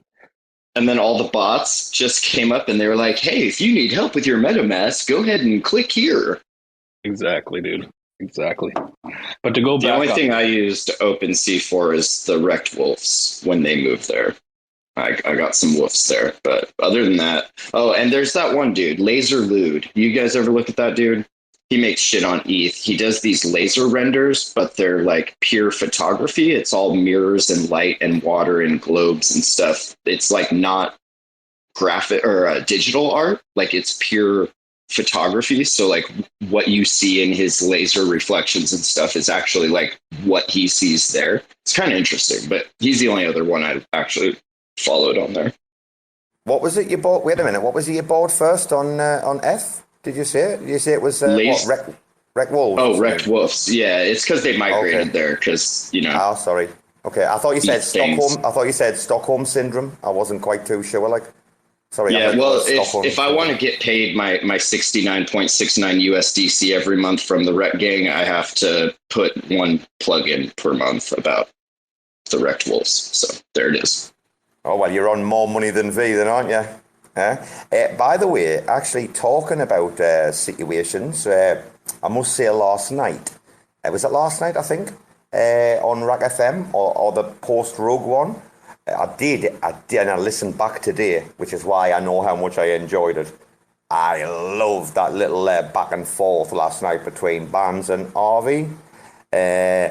And like your man putting the balanced approach, but then like, well, I haven't been in the Discord, but then afterwards, and then today, he spoke about it like very highly commendable, like what he was saying, like Bbandz, I tell you what, you're a force to be reckoned with, you mind you. I listened back today and I'm like, yeah, woman wasn't letting that go, like. What do you mean? What do you mean? You know what I talking. mean. No, you were making your point. You were making your point. Whatever was going to happen in that conversation, you were going to make your point regardless. And you did. You did. And that's why we love her. Aye, exactly. Your man's a dodge pot though, isn't he? I took from that conversation that like, yeah, he's done this before, blah, blah, blah. Is he trustworthy? Completely 100%? I fucking very much doubt it. But... Well, did you listen back to the rug part? Did you listen back to that part? You haven't yet, because I haven't posted it yet. Oh, well, That's right. I listened to, well, I remember, all right, there was a recording of the next one, But then after that, you didn't record it, did you? But I did. That's right. But wait I got you. Rekt Gang came in support, I think, but with a balanced approach, like not really supporting like either side, but being balanced, I think. And obviously, I know Tank was very vocal about it.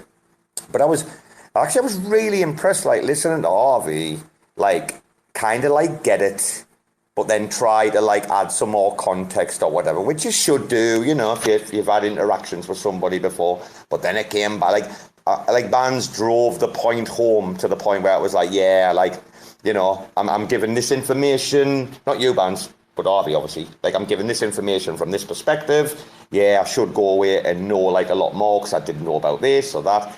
I just thought it was a great, like, not debate. Is it a debate or was it like a discussion? A rebuttal? A discussion, conversation. A passionate discussion. Passionate, I like that. Passionate and logical discussion. And the best thing was that in the end, who won? The group. You know, and it's not groupthink. Exactly, yeah. Dude, the thing is, though, you come over here, you're not going to get groupthink. Because that's fucking awful. I've been in some of these spaces, and I'm not going to mention any names, but I did go and look in some others, like have a little look on an alt in some other spaces, right? And there's a certain element of like a butt kissing and groupthink and circle jerk that I'm not a big fan of. Like that's why I like spaces like the Skellies, listening to EJ and your woman. The Angel stuff's pretty cool. The Rekt Gang stuff, I've got time all the time in the world to listen. But some spaces, I'm like, yeah, I'm not too sure. Anyway, guys, listen, I didn't even know that I went in and talked to Gilletto last night. Do you know that? I fucking woke up this morning to find out I'd fucking been interviewing fucking Gilletto in Tank Spaces. Oh my God. Fucking Robo down horrendous. The devs haven't even spoken to me yet. I messaged them and all and no reply. You must have been buzzing or something last night. I'll tell you guys, today I'm hosting a space. I don't usually do this, but I was asked to host a set of spaces for some Terra community grant props that are taking place right now in Commonwealth. So if anybody wants to come hear about that shit. What time? Oh, yeah. 3 p.m. Pacific. So I don't know, it's 6:45 my time right now. So at 3. So 7, 8, 9, 10, 11, 12, 1, 2, 3, 8 more hours. It's 10 for me, son. Yeah, you guys are probably sleeping. No, not at all. I don't listen, honestly, I don't want any of y'all there. I was just letting y'all know that I was right. Gonna be doing everyone get in the space. An emoji, put your hand up, everybody get in that spaces. 3 p.m. Pacific, get in those fucking spaces. I have to reschedule this to a private Discord chat. Yeah. You're hosting them, yeah? You don't do that very often.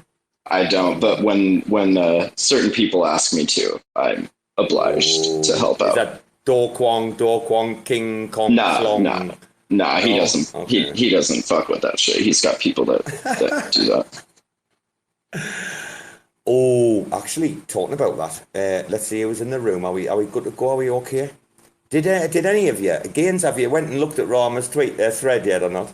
Gainzz is still nope, scared, and I'm not going to. I'm told. He still hasn't gone. I'm tired of this bitching. I'm tired of fucking complaining on Twitter. I'm done. I'm not going to look at it, Robo. I'm serious. That's in his job description, though. If he wants to get paid, he's got to do that stuff. So, okay, then I'll go take it out. I'll go check it out. Is Gainzz being serious? Gainzz, you're worrying me. Don't get that serious, dude. If anyone's interested in the eco and loot, yes. I'm sorry, dude. I just I had a nice little meeting with CryptoCito last night, and after that meeting, I just feel a little different. I'm not sure what it is. Yeah, I had a chat with Garrison last night, and I'm coming around, and I think you guys were well, I don't want to have any opinions on this because it's not my ecosystem, but let's just say they're steering it where they think it needs to go. So you're either along for the ride or I can trump you two. I can fucking top trump you two. Your man sent me a picture of his fucking best sandwich game today. The fucking talk to fucking Garrison all you want, you plebeian, you fucking did. Hey, do what you want. Go and have a fucking 4.5 hour chat with your man about shit coins. Go on, Gains. I've got the sandwich picture, man. I'll take that to my fucking grave. Dude, where did that start? Sorry, dude. No, I'm sorry. The sandwich. No, I'm sorry, dude. Robo started the sandwich. I apologize. Everything. I start the sandwich shit. I start everything, me. Yeah, but where did that come from? Like, did you see some pleb post a shit sandwich, or like what sparked that? I'm curious, like how. Wait a minute. How that came into your mind, like a sandwich contest. The conversation came about because I was a bit hungry, honest basis, and I said I would murder a sandwich. Oh my God. I'm like, dude, I have an obsession like with sandwiches, like literally they're the go-to, like.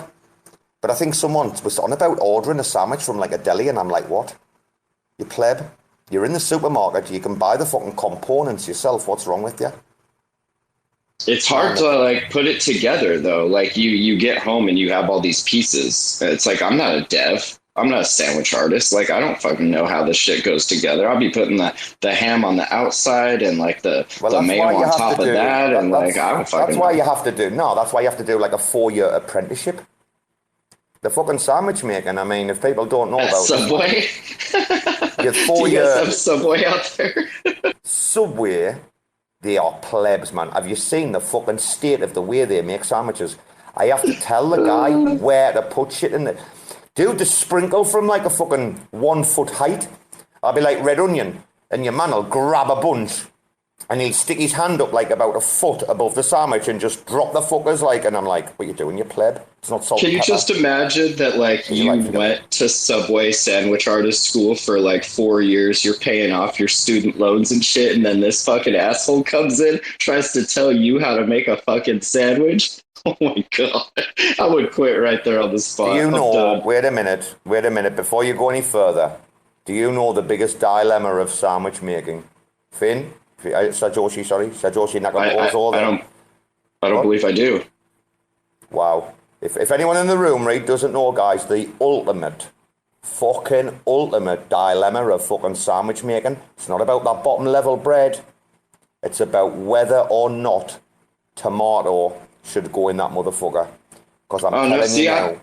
I'm a carnivore. I don't eat any of that shit anyway. I'm just a carnivore. I'm a carnivore. I don't eat vegetables or fruits or anything. Strict carnivore diet. Certain meat that needs a bit of salad, dude. Come on, there's certain meat that needs a bit of hint of salad. My meat eats the salad, and then I eat the meat. Okay, that's how this works. Wow. Carnivore. You fucking meat's an orphan.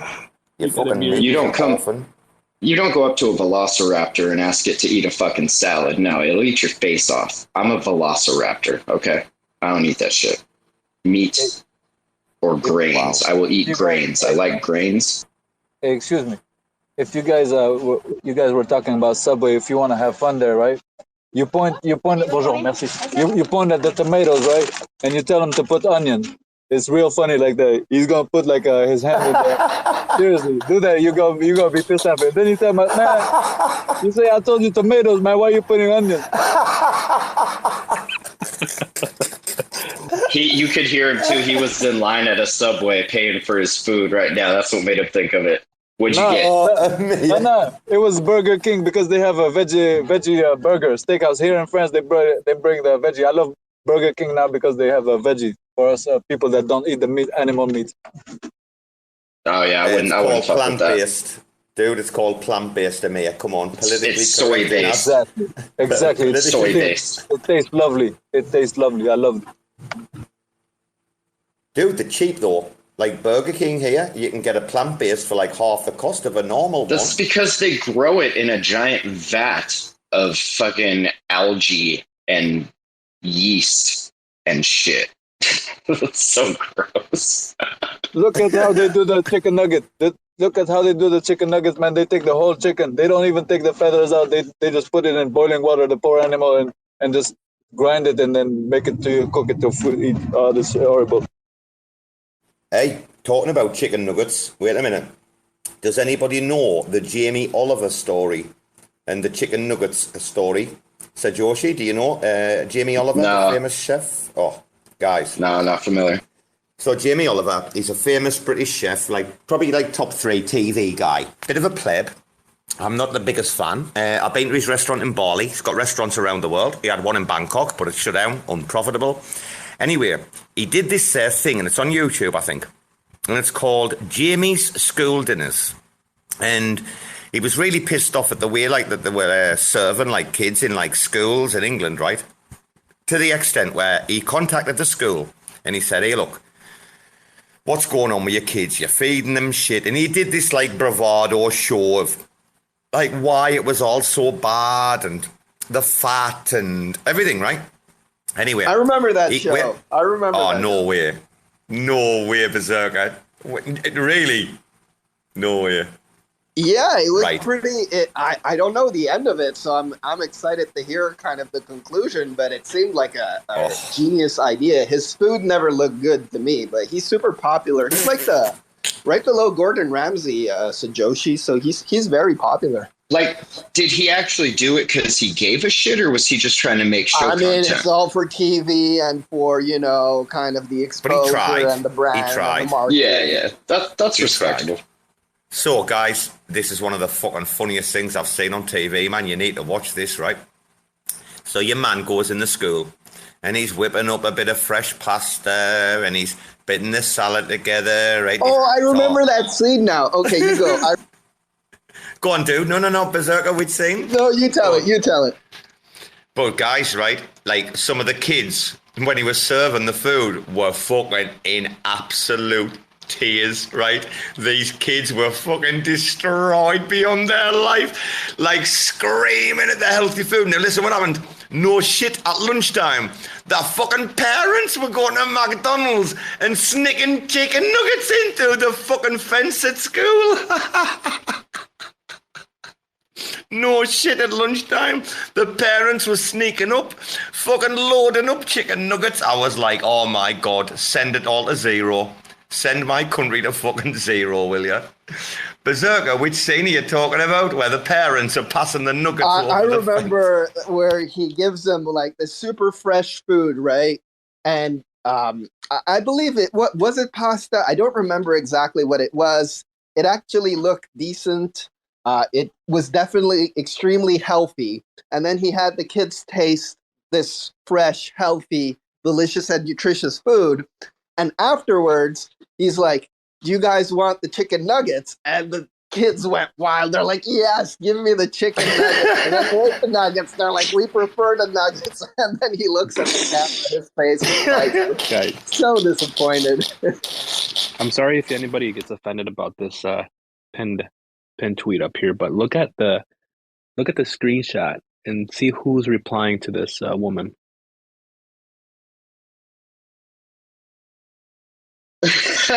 Simp mode activated. Oh, you don't know? Oh, guys, you missed the conversation about Don going to start out the IBC OnlyFans. Yeah, like today, simp. Man, if I had an NFT for every time somebody said they were going to do that, I'd have probably as many as I have right now. Hey, we have an OnlyFans channel. You can click on the link. It's in our links. I mean, we did do it. Bullshit. So we had guys. The funny thing was, Don came in Ruben's space.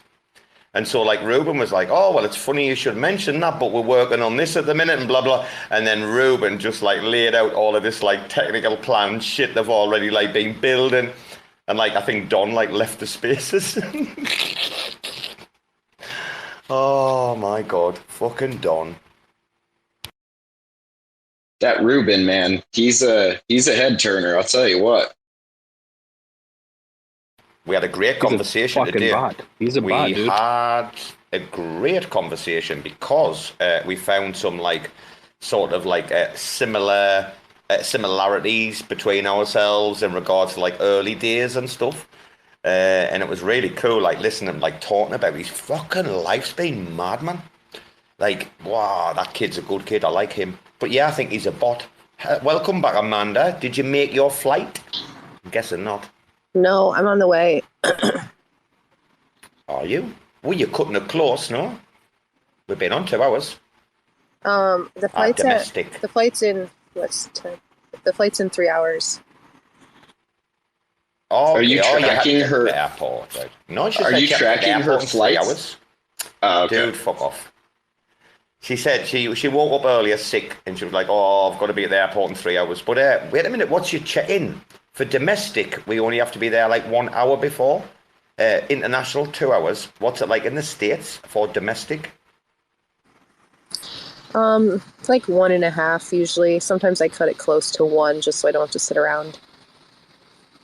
And are there still bellends? I heard there were right plebs at the airport, like when you go through like the safety check and that. I heard that they're fucking ridiculous. What are they called again? I forgot the name of them. The right cunts, aren't they? They always try the to feel TSA. me up. It's not fair. TSA, that's it. What do they do, Amanda? They pick you out? Yeah, they always try to feel me up. You know, any excuse to like put their hands on me. Plebs. They're fucking awful. Yeah. I hate them, me. I feel you. They do that to me too. I know, it's a real pain. I always get like my fingers swiped by Q-tips and all that stuff, and they start going through all my shit. It's definitely a racial thing. Yeah, as a darker skin complexion human, I definitely feel your pain, little squid. They arrested me in Schiphol Airport, you know. Anyone know Schiphol Airport? Bastard. No. In Where's Holland, that? No. Holland. It's the busiest airport in Europe. Schiphol Airport is like literally one of the busiest in Europe. But I couldn't believe it because I'd already flown from England to Schiphol. And then I was about to get on another flight and I got arrested like for what I was going to take on the other flight. So like I was quite fine to fly from like England to Amsterdam with a butterfly knife in my backpack, right? So it wasn't like gone on the plane, it was in the luggage. But I didn't realise that like there was new laws or whatever and plebs like me are not allowed to do things like that. And they fucking came and arrested me and it was like really weird, right? They were like, look, like it's an easy thing to fix, but we have to follow procedure. And I was like, what do you, because they were tannoying me at the fucking gate. And I was like, what do you mean procedure? And they were like, look, well, we have to formally arrest you, but don't worry, it's like a misdemeanor. Then you have to come and sign these forms to say, like, you're willing to, like, give it up. Like, we can come. I said, just take it. You're fine. And they were like, no. You have to give us your permission that we can confiscate it. I was like, dude, that's not how confiscation works. That's a trick. I'm not falling for this again. I was like, what? And then they were like, oh, well, when we can take you into the city, you'll be there for a night. It's going to be a €1,700 fine. I went, where's the office, boss? Where we're going? And I'm like, dude, the thing was, what's kind of bizarre is this butterfly knife, the jungle guide in Bukit Lawang in Sumatra gave it to me when I was in the jungle with them, right? It was really special to me because when I first went in the jungle with them and we were talking about weed, and like I had some and stuff, and he was talking about like making bongs. And then as we were going along, he just like, with his machete, whipped a bit of bamboo off, right? And as we were like walking, he had his little knife out, carving and that, and he whipped a little bong up for us. And then at the end of the trip, he gave me the knife, and it was very special. And this was like 2008, 2009. And I took the knife like around Asia with me, no problem. Just put it in the backpack underneath the plane, not in the hand luggage, right? No problem, yeah. Travelled from like Australia back to Asia, then back to the UK with it. Fucking no problem, dude. I didn't think anything. And it became a thing I associated with like a time, a person, a momentum, you know. And I just threw it in the backpack, like, there you are, throw it in the backpack. Fucking dude, they went off it in Holland, in Schiphol. And then I found out after, I didn't even know this before, I mean, at the time, I didn't know when I was there, but they had the X-ray scanners, the big one, what's like a round circular room where you stand in and the whole thing spins around and X-rays you. These had these back in like I say, when was it? 2012 was when I was coming out here again. So like 2009, 2010, I took it back home, took it all over, bringing it back out a couple of years later. And I found out that Schiphol Airport was the only airport in Europe where you could fly to Iraq, direct to Baghdad. So, like, they were on a heightened security thing, like, to start with, obviously. I think they were, at the time, I think they were the only European airport flying direct to Kabul as well. Well, not direct, but with an end destination. It's like a high security airport, and I didn't have a fucking clue, dude. And you're just rolling through there with a butterfly knife and a little bamboo bong. Like, what's the big deal, guys? I'm a tourist. That's awesome. Dude, hey, I got a llama in my DMs. I gotta go take care of something real quick. I'll be right back. It's angry llama. Hold on. Yeah, man. I've got to say though, the police in Holland, guys. If you're ever in trouble in Holland, always keep you cool and you calm. Like, the cops are actually like really nice people and don't want to like arrest you, like, unless you've done something really bad, you know. It's they're the best police in Europe, in my opinion. What's that, Gaines? Sorry, I didn't catch the end of what Joshi was saying. Where is he going? He said something about the llama in the DMs. He was like, I'm going to go and have a fight with a llama in the DMs. Oh, is that who he's talking about? The llama, Michael? No way. It's not, is it? I thought you meant like Defi Llama or something. DeFi Llama. I'm not sure, but I don't know. Michael is a cool ass dude. I'm gonna hang out with him in Los Angeles probably next year. How do you know him? How do you know? Just on Twitter, really. Just on Twitter, yeah. Oh. Did you know him before the day came in and did that like rave in the spaces? Did you know him before then? Yes. Yep. He's one of them people you meet when he's like out of, but when you meet him, he's off his face. And you're like, he's playing the rave in the background. You're like, who the fuck is this guy? And he comes on, he's like, rah! And then when you hear him like normal, in a normal spaces, normal environment, you're like, fucking hell, this kid knows what he's talking about. Like, yeah, he's a cool dude. He's doxed himself on Twitter too. So he's fully doxed. He works for a crypto project, so. Is that becoming the big thing now? Doxing is the thing, isn't it? Everybody has to be doxed now, don't they? I guess. Survive in Web3.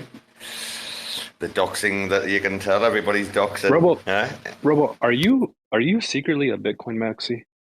Like, tell me the fucking truth, bro. What are you talking about? Dude, are you a Bitcoin maxi? You know something about Bitcoin? Like, I don't even think I've told you like about the two things, no? Fuck, I rugged. Didn't I tell you, Skins? No, are you getting rugged or not? Wait a minute. Didn't I tell you about the two situations where? Okay. Didn't I tell you about the two situations where people told me to buy Bitcoin and I just like laughed at it for being like such a Ponzi, like totally disregard, dude. The weird thing is, man, when it first like came out, so when I was like traveling back home. I remember like someone saying like someone's like invented digital money and like I didn't even pay any attention. It was like a passing thing. But then specifically, I've been living in Thailand just over a year, 2013 bull. And like I was working with a couple of people and dude, they were like telling me to fucking buy Bitcoin. And I'm just like, fuck that, man. They were explaining about it and like wallets and self-custody and blah, blah, blah, right? And I'm like, what the fuck are you talking about? Like, there was no, like, Ledger, was Ledger around then? I don't think so. Like, you used to have to, like, have it on a bit of paper, didn't you? Your fucking string, right?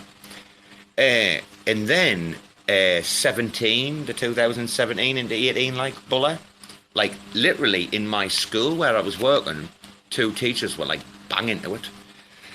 And one of them had been in it for a couple of years as well, like in the bear market between like 2013 and 17.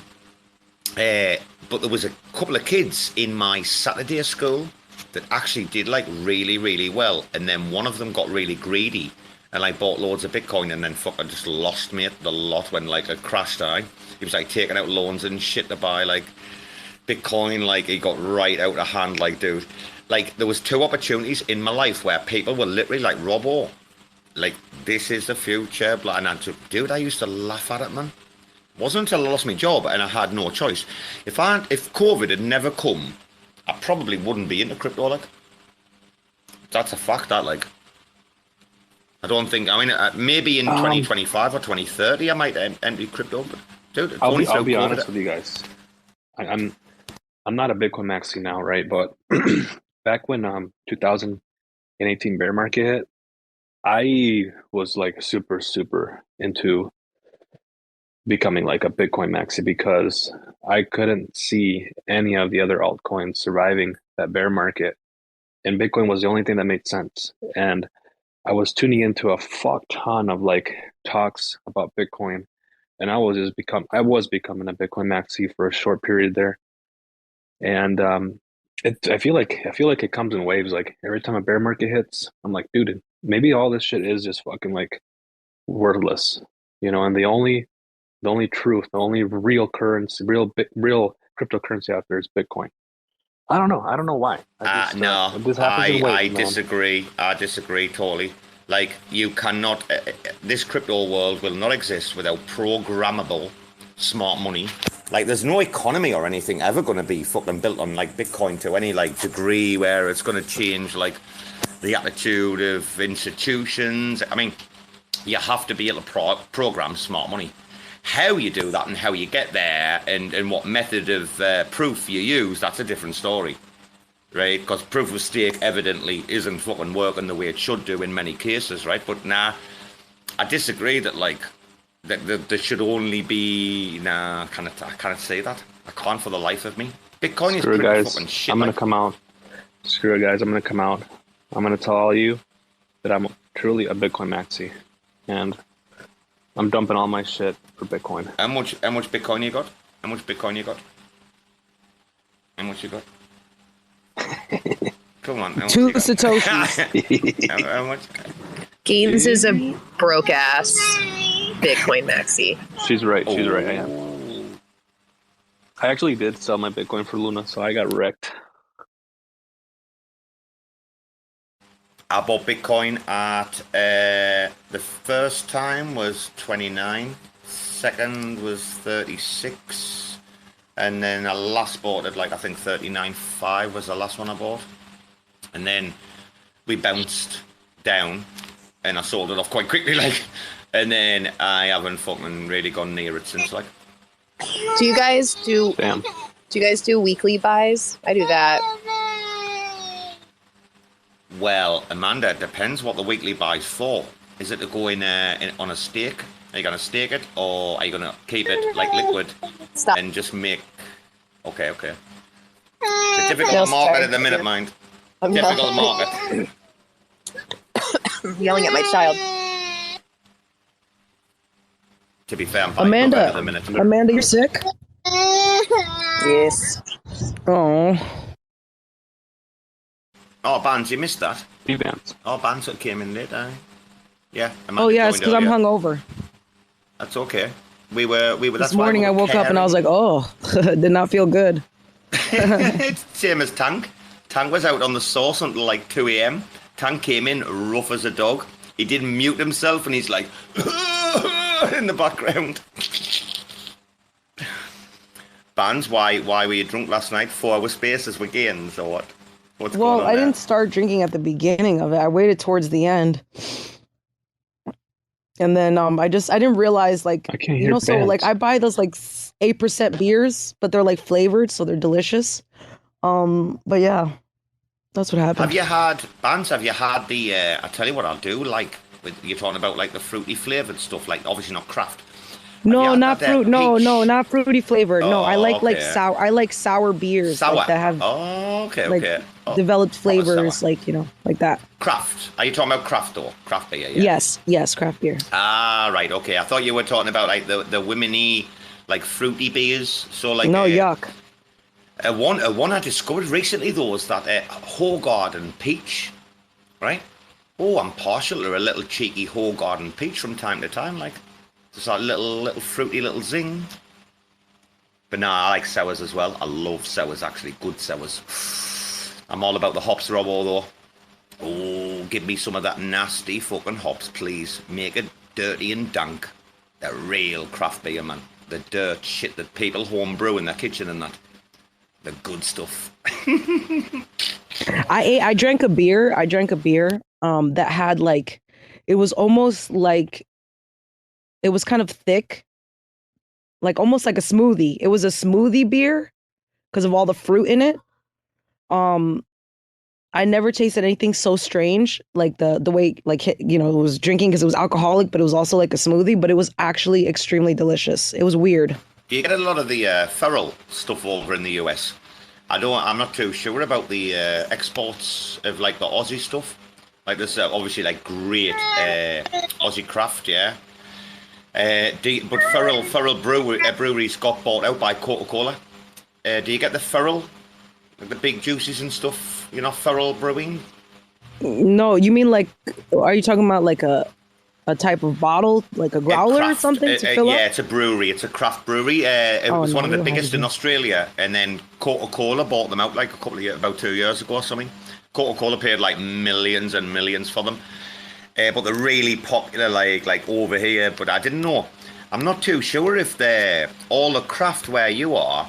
Like, do you get a lot of imported craft in America, or is it mainly American? So yeah, like okay, so last night, I was drinking a German malted fruited beer, and it was like apples and cherries, applewood, and like so it had like a lot of developed flavors and stuff, but it was from Germany. It was like called Linden something. In the bar or something. Okay, that's very far from craft. That's manufactured, mass produced. No, it's not. Oh my gosh, I'm saying it wrong. I'm gonna actually take a picture so you guys know that I'm not tripping. I know which one it is. I know what you're talking about. Which one is it? It's a skinny bottle. Is it a skinny-ish bottle? Liefmans? Liefmans. Craft Brewers, Bbandz. German I can get that over here. By the way, just because it says craft on the label, don't believe it's craft. Like some of that West Coast IPA shit. Oh, who's that? Is that Chris? Hello, Chris. What were you saying? I said it all depends on where you're at. Like, like me and Bees are on the coast, so we get a little more imports more. And we have a lot of craft breweries in like New Jersey themselves. But like once you get to like the center of the state on like the West Coast, you get all types of different beers. But mostly people have in bars, they really aren't big on imports. Mostly you see people drinking our Coors Light, Bud Light, Miller Lite, and Budweiser. Oh, Amanda's got a hand up like a pleb. I agree. Oh, Amanda? You had something to say to Chris? No, I was just going to say that I like Belgium ales. They're my favorite. Well, it's a connoisseur's game, isn't it? I know that I drink like a lot of craft, like US based craft and UK based craft, which is a huge like industries now. Like if anybody goes like going like if you're in front of a computer, if you Google like the Coca-Cola acquisition of Thorough Brewing in Australia, you'll see what I mean about the like loads of these people are like didn't the guys who made Punk IPA, did they sell out yet or not? The guys from England, does anybody know? No? Oh my God. I'm not going to have a craft conversation. Will I change my earpods? I need to change earpods here. Don't get me on about craft beer, for fuck's sake. God, I don't know why people love those little fancy fucking beers. Just be a man and drink fucking Budweiser or Coronas or fucking Modelos. You don't have to buy those fancy crafty beers. Yeah, because it's like, because like, people don't want to buy the fancy craft beer because it's more it's cheaper to buy the other stuff so you can get drunk. I like to drink for the flavor. I don't want to just drink it because it's like a fucking Corona or a Bud Light or something. Like it's like, I don't know, it feels pointless to me. I want to drink it and like enjoy the whole experience. Maybe I enjoyed it a little bit too much last night, but typically I try not to do that. So you guys, listen, guys, I do apologise, though, but I should have said, like, back in the day when RACs first came out, and we were doing, like, these giga marathon spaces, like Rama and I, yeah, and I used to order, like, loads of craft beer, and then, like, we used to start the spaces, like, sober, and Rama and I would just get, like, gradually mortal as we went through the conversation, and we'd be taking, like, pictures of the craft beer. Like, I've got some, I'll have to go and find some tweets where I'm just like, I used to put different images like on the tablet or the laptop and then take a professional Instagram of the beer like during the spaces. Man, we used to get hammered like 4 or 5 hours. And I used to get like 12 craft and drink them all. Fucking the state of us, man. Berserker, Rekt Gang, do you like a craft beer? I think he's a gin man. Beer. So I definitely like it because I make it. And my favorite is IPAs, Indian Pale Ales. We have really good hops in Canada. And I think that's what really makes kind of the quality of a good IPA. Also, it's the easiest beer. It's the easiest beer to make is an IPA. And the most difficult one is like some, shitty lager that has no flavor. Because if you want a flavorless beer, you got to be very precise and, you got to filter everything. It's got to be super clean. If you have an IPA, you just throw some more hops at it and then it just tastes like so hoppy that it masks all the imperfections. So, but I do like it. It's my favorite type of beer too. So, dude, I can't believe you came in. I keep forgetting you're Canadian. Wow, dude. How can you? He's just so kind. He's just so polite. He's the politest guy. How did you not know? Okay, Bbandz. That means we're not. I know. The British and Australian plebs are not, but the Canadians are lovely. And the Americans, no one really gives a fuck. Anyway, Berserker, my friend, Mike from BC, a very good friend, many years, he has a brewery out here, up in Northern Loy. He's a biologist, actually. He's an expert grower of hops. And obviously some of that that Northwest hops, if anybody knows that Northwest Pacific hops I'm talking about, some really good shit, right? Yeah, so, it's delicious. Berserker, can you send me some? Can you wait hook a minute? Me up? Wait a minute. I might be able to. If you Google Outlaw Brewing, right? That's the name of the company. Yeah, he's called Mike. Very, very good friend. Hold on. Hold on, wait. Outlaw Brewing is your friend? Runs that? Is that what you're saying? Yeah. Mike. Outlaw Brewing. It's based in, it's now brewed in Cambodia, though I think they've moved to Vietnam as well. They've got 2 plants. Because he couldn't... See, guys, the banned craft beer production here in Thailand. Everybody had to go offshore. But, I mean, it's in all the supermarkets here now. But I used to get... I've got amazing photos of what I used to get from Mike. Like, I used to get, his testers at, half price when he used to, create a new batch of, face plant or whatever the latest one he was making, right? And then I used to be like, right, dude, I want to order a case like this. And he's like, look, dude, I've just made this, whatever it was, right? And some amazing beers, And he's like, I want to send you some down, do you want it at half price? If it's no good, don't pay. Only pay if you like it. And I'm like, dude, ship me 2 cases of that shit as well. The missus went that mad in the end, guys. Listen, when I moved in here with my missus, from going from a single guy, well, not single, but my own place, to sharing with the missus, I had to go and buy a new fridge freezer. Because I just filled the fridge up, with fucking bottles of beer from me mate. My missus couldn't get any food in. She's like, what the fuck's going on? Get on the fucking internet, get me a new fridge freezer. So I had to order the big one for the food, and then I was allowed my own little fridge freezer. But yeah, Outlaw Brewing, it's called. He's back in Canada now. He escaped with COVID, took his family. I'll have to find out if he's back. He said a couple of months ago, he said he was thinking about coming back. I'll have to find out if he's back yet. But that is some amazing shit. Telling you, Rekt Gang, I don't know if it's if you can grab it over there, but if you can. Not too sure if he's producing. I'll have to have a look if it's some beautiful fucking craft. Anyway, Mr. V, good afternoon to you, V. 3 o'clock your time? Good afternoon, man. Good afternoon, yeah. It's 3:20. Just joining us losers. Well, you're joining us losers on the spaces because it's December. We've got no friends.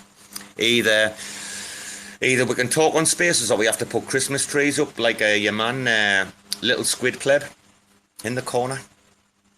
Are you ready for Christmas, Vee? Oh, I actually don't celebrate Christmas. Fair play. Me neither, mate. In Thailand, there's no fucking point. There's no point in Thailand. It's a fucking point, man. They're all Buddhists, man. Nobody fucking gives a fuck about Christmas here either. I'll just get on with it. I'm like, I know, man. I know, it's a bit tough. Bro, it's not about you, though. It's about the kids. It's about the kids, Robo. The fucking kids. I haven't got any. I haven't got any. I know you don't. In a fucking hat. What about the other kids? Dude, I want to go home and celebrate it with my family, but, like, never mind. Skip. Fast forward. V, how are you doing anyway today? You dropped in earlier when you woke up this morning. You were a bit like, what the fuck's going on? V woke up to us this morning. Yeah. I woke up and that's when I realized that Rekt News apparently got doxxed. Gainsy was apparently interviewing them yesterday. And then apparently they rugged the main guy or something. They called the main guy the intern and rugged him or some shit. I don't know. Were you there, V, when we were telling your man that he says Spaces was getting recorded? Were you there when we were taking the piss? Yeah. He was drunk. He was drunk as fuck. He shouldn't be allowed on the Spaces when he's that drunk. Who was drunk? Who was Gus. drunk? Gus. Oh, Wait, I thought it he was stayed up? He stayed up how late? He was mortal. He was fucking wrecked off his face. He repeated the same line about 100 times. I remember I was like, Gus. I was like, Gus, are you drunk? Chris. He's like, Chris, yes. your mic is like horrible right now, bro. Can you hear Miss Slinky? Because she was just talking. Oh, I can't. Miss Slinky, are you there? I'm here. Ah, she is there. Hey, good morning to you. Morning. Wait, so how late did that? I obviously passed out, but how late did Gus stay up till? Oh, wait, we did another space after that because Gus rugged us, and then he came in the other one. We're not too sure if it was a rug or not. And then Ruben kicked one off. Then Rama kicked one off, and then I kicked one off. We basically haven't stopped. We've stopped for about half an hour today. Yeah. Hey, Miss Slinky, we were talking earlier about like Liz and being like forthright and upfront and open and honest. I really enjoyed some of that conversation I heard today. I happily like sat back on mute and just listened back and listened to people talking, sharing, being open, being honest. Looking at other points of view, very adult conversation, very good for everyone involved. So I just want to say personally, like, thank you, like listening to you, your story, etc., etc. Very heartwarming, and I had a better day for listening to you. So thank you. Oh, you're welcome. Yeah, I plan to. Me and Avi are planning to do no crypto talk. Like Spaces. Sorry, I literally just woke up. You're all right, darling. You're all right. Yeah, we're planning to do night, it's night to us. Yeah, no crypto talks and just have more real conversation. Some can be funny, but more of what we had last night because it was a really good vibe, like a really, really good vibe. So, well, Liz said she would join in more. She was quite confused at first, Slinky, because she only knew me from the alt account. And then I was like, Liz, I've DM'd you a couple of times to come in. She's like, oh, I didn't realise it was you pleb. And I'm like, I'm sorry. Yeah. But, like, just getting some, like, these different people, like, in the room who were willing to present, like, different views and aspects of things, but to put it in an adult, logical fashion, which is what I've kind of highlighted about V. Sticking his neck on the line and coming into the tank spaces like the other day. I know I've mentioned it like 10 times now, but still, to me, like someone just coming up as a speaker and saying, hey dude, you're talking shit. We're not fucking standing here holding hands around the campfire singing fucking Kumbaya. This is like a pipe dream. And like, we're all getting to the point, us lot, We're all getting to the point where we know each other. We know like our limitations. We know that we're like not bad people, we're good people, but we're going to approach certain subjects in certain ways. And there has to be, like I say, a frank, open, forthright discussion about pretty much like everything. I mean, if you've seen Rama's tweet about Loop tonight, that says it all, doesn't it? Like, your man's like not going to shy away, is he? He's going to come out, he's going to call it how it is, right? Oh, Miss Slinky hasn't seen it. Miss Slinky, I haven't seen it either. I'm going to go look. I'm going to go look, but I do think the foundation. I read it now. Crew, it's a funny tweet. Our foundation to grow. I'm too sleepy to fucking talk right now. I just want to read Rama's thing. You can't argue against what he says. He's on point. He's only discussing. See, what Rama said today is very, very good. He's like, look, Loop were never based, the grants or whatever, were never based on success. There was never metrics in regards to, like, how many users were on board, X, Y, Z, right? There was no KPIs. There was only ever deliverables. We will deliver this by this date, that by that date, and that by that date. What those things would do is not part of the conversation, never was, never has been, should have been, but that's certain people's problems, isn't it? That's what's going to come out in the next few weeks, guys. However, Rama's saying, these are the dates, these are the deliverables, this is what we've had. He's kind of leaving it open-ended for you to make your mind up. And I would like to ask Berserker his opinion, because that's my opinion. Berserker, before we go to everyone else. I thought, there was a line there that kind of got me a little, I don't want to say triggered, but really didn't agree with it. So, I agree with the deliverables. I think, we can argue that they deliver or not on some of them and what were the timelines that these were promised. I like that discussion. That's very appropriate. But then but we moved the funds from the TDF to the Juno Growth Fund. So there's no money in the TDF to give them. So the proposal is invalid because I won't be giving them money from the Juno Growth Fund. Right. I was like, okay, but I mean, come on. Okay. Okay. So basically, he's asking them to do another proposal to move the money from the Juno Growth Fund to the Terra Development Fund and then get that money from there, making things just annoying, complicated, adding friction for no absolute reason. And to me, it just sounded very petty. So, well, we call that. Opinion. On that post specifically, I was like, okay. Yeah. Fair play. But we do call that a shower of shit. I'm going to go to Slinky in a second, but we do call that a shower of shit. And it's almost like mirroring the fucking epic fuck up with the Juno transaction, where they moved the whale funds and they sent it to a transaction hash instead of a fucking wallet. I mean, whatever copy and pasta fucking nerd did that, I hope is long gone. However, Berserker's kind of right. In a degree, I want to see both sides. Slinky, you had your hand up. I think you want to come in, yeah? Yeah. Going off, I smell a rat. I smell a rat in this situation, and it's very strange, and I don't know how to explain it, but $2.2 million, a $2.2 million hole in Levana's treasury. And I just have been watching certain people come into Discords, certain people on spaces come out of the ether, and it's starting. I'm kind of like on my own undercover witch hunt right now. No, you're triggering. It's a fun game. Nah, you're triggering your woman bands right now. You're triggering your woman bands. Just gonna. No, I'm sad. I feel Miss Slinky. I feel her. I feel her. I get it. No, but I think there's like something with. I just have this really weird feeling that it has to do with Loop. And like I said, there's all these specific people that keep cruising in. I don't know. I'm going off of Bbandz vibes when she feels something and she sees something's off. Like she was telling me about her her experience when she felt something was off with Lavana, and now I'm like really tapping into that. So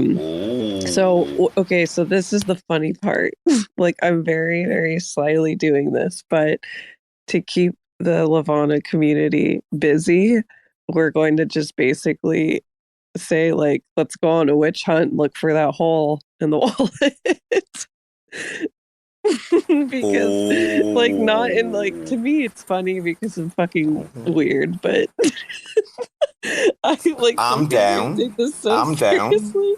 We love a good. We get the pitchforks. Get the pitchforks ready, darling. Let's fucking go. I'm not even involved, but I'll come along for the fucking shit posting.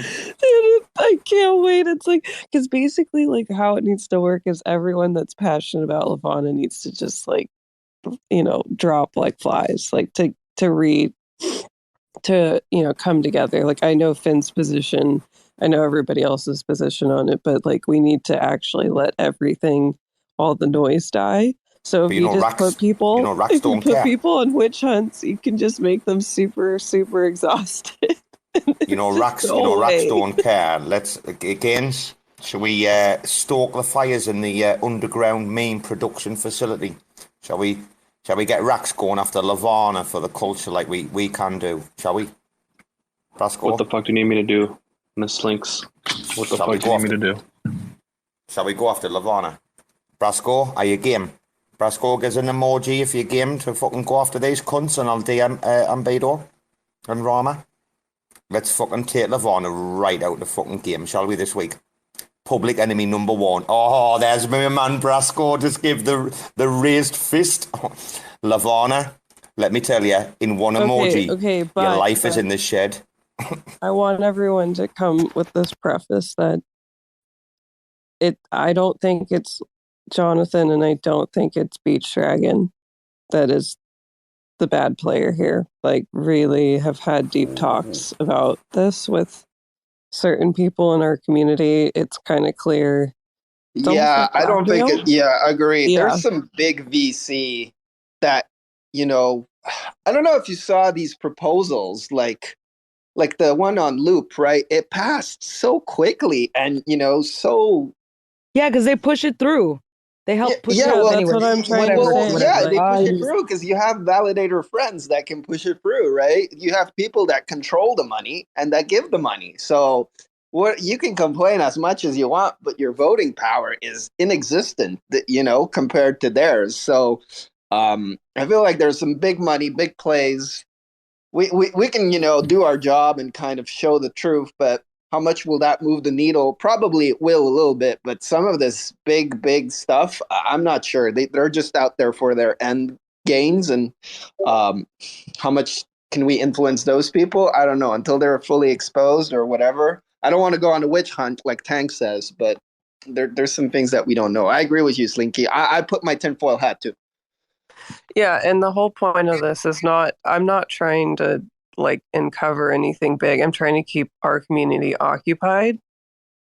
That's literally it. Like, it's pretty funny to me. I think it's hilarious. I don't know. Like, you're already past the point of like, we're so fucking wrecked that we might as well just have fun trying to go on a witch hunt. Check the title. Check the title of the spaces. I just changed the title for the culture. Let's see if Chris is back. Chris, are you back? Is your microphone working, dude? How's this? Is that better? It is, dude. That's much better. But I'm going to say, Chris, I've noticed a couple of times, and I'm no one to talk, but I've noticed a couple of times your microphone quite crackly, but your sound now is fantastic. Whatever you've done. Yeah, it's a stupid Wi-Fi and being on mobile. Sometimes it just breaks up a little bit. Are you sure it isn't like a piece of cheese stuck in the speaker? Well, I do use my phone as a spoon sometimes, so it could be that. What did I miss with the cheese in the speaker? Is this a private joke or something? No, quite literally, you can jam cheese in the speaker and then you can't hear anything. What the fuck? Oh my God. Is this something I'm going to be looking forward to with kids, like cheese stuffed in my phone? I don't have any. When I was a young kid, I was only about like 5 or something. And I stuck a ball of plasticine up my nose and it got stuck, and that had to take me to the fucking hospital to get the cunt out. It was like right up because I tried to get it out. And the more I tried to get it out, the more I pushed it up. And then the teacher, like, come here, man. I was like kicking right off, got the tweezers. Couldn't get it. She's like, you pleb. Fucking got to go to the hospital, man. You know plasticine? What kids play with? Is that what's called? Plasticine, that shit? Like the What is plasticine? Like what are you talking plaster about? Paris? No, you know, the squidgy shit you play with, like the clay. Like It's like Play-Doh? a bit like clay, like, oh, you Americans, man, you fuck shit up all the time. Play-Doh. Plasticine? Plebs. What a terrible All word. plastic. Play-Doh. Everybody Wait knows a minute. I fucking swear down, don't you come in my spaces where you Play-Doh fucking shit, the lot of you. Plasticine in my spaces, or I'll mute you like Rama How does. can like a kid even say the King- word plasticine? What are you talking about? Google it. Anyway, that shit's bad, you know. Don't let your kid put it up his fucking nose. That'll be some fucking drama for you. Tell you what, I was fucking screaming at the hospital. Because I didn't know if it was like the moisture or something, but it got bigger inside. Does that make sense? I don't know what happened to it. Like, but No, apparently, probably like, being there so long, stretching that where it's not supposed to be. It was probably me. I don't think it was growing in your nose. I just think it was probably uncomfortable. Hey, did anybody hear the story a few years ago? I know we're segueing, but did anybody hear the story a few years ago about the kid? I forgot where it was again. You'll have to Google and fact check me. About the kid with a fucking little leaf coming out the nose, no? No, but Anyone Robo, know? my Wait, really quick. wait. Yes. Really quick. My sister, when she was like about 4 years old, she took a diaper and tore it apart, and the inside, like the little beads inside the diaper or whatever, the absorbent material, she started stuffing it in her nose.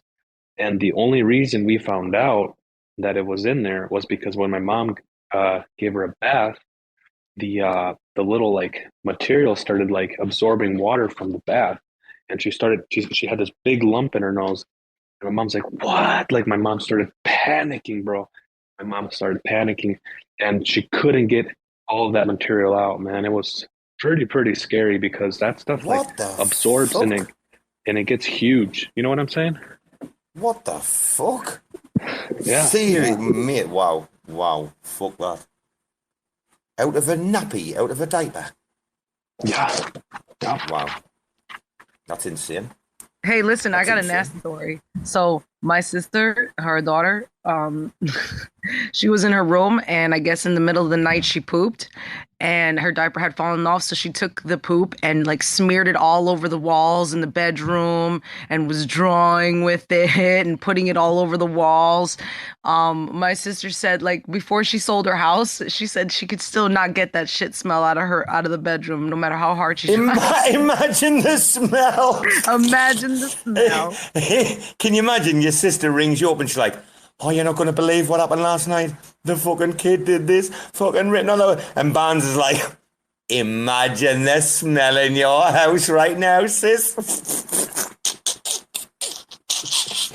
She said it was bad. Like they were all like dry heaving and throwing up, trying to like clean up the mess. It was just nasty. I don't know how she didn't get sick. I don't know how the little girl, how my niece didn't get like sick. Like that didn't make her like vomit. Do you know what I mean? Like, but who knows? You know about the dirty protests. You know about Bobby Sands and the IRA protests of like the 80s when Thatcher was like, right, lock the cunts up.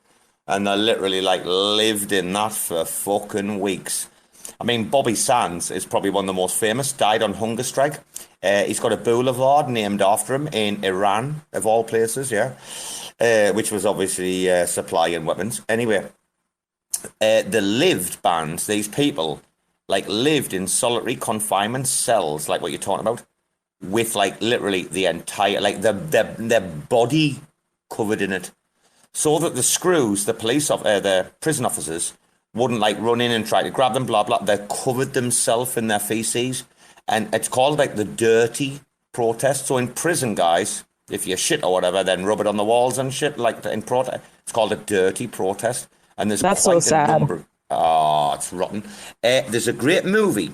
You'll have to Google this, guys. I'm not a fucking encyclopedia, but I know a lot. If anyone's ever seen it, there's a movie, right? Quite dark and dank, right? About exactly what I'm talking about Bobby Sands, Bobby with a Y, and then Sands, Sands, right? You'll find it on IMDb. There's a movie where it starts like the opening scene is like the dirty protest, like in the jail, and it's fucking, man, these people went to extremes.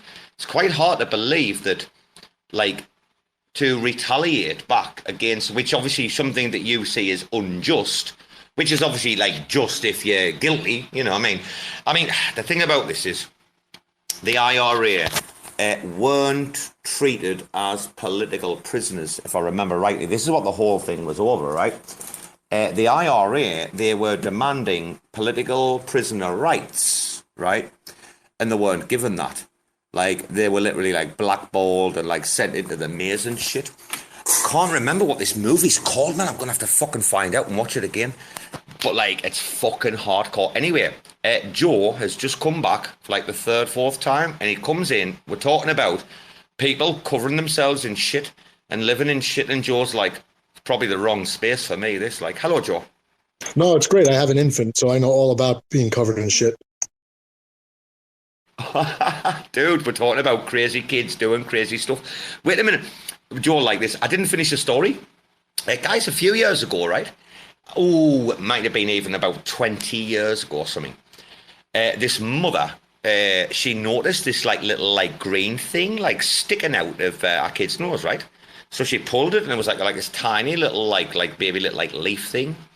And then a few days later, she fucking noticed another one, and she was like panicking.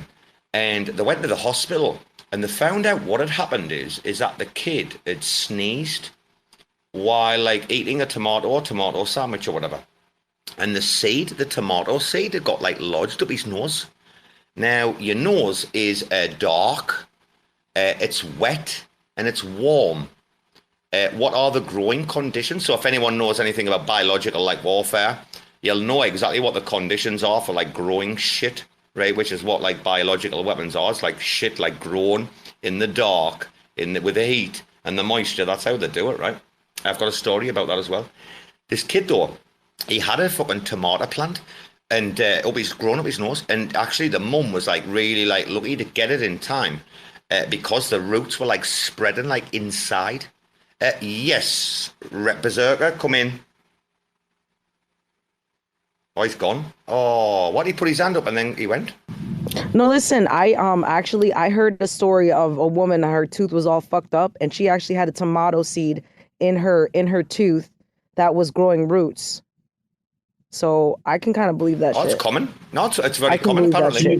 It's all these seeds, common. They don't even need really specific conditions to germinate. As long as the temperature is good, they'll at least sprout.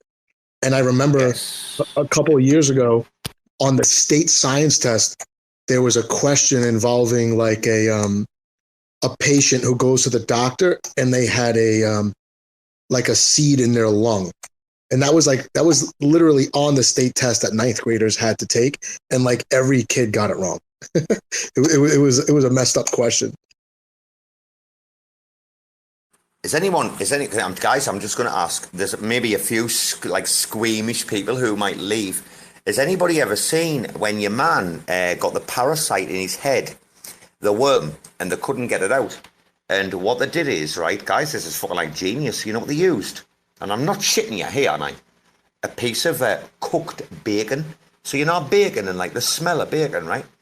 The guy had the hole in his head, man, and they couldn't get into it, like, and they were worried about it, right? And the place it was this like parasite from being in Africa, and they couldn't do it. I'm not shitting you. They fucking tried everything to get this thing out, and they couldn't, right? It was like recoiling inside, and it was in a place where they were like, nah, we need to be careful.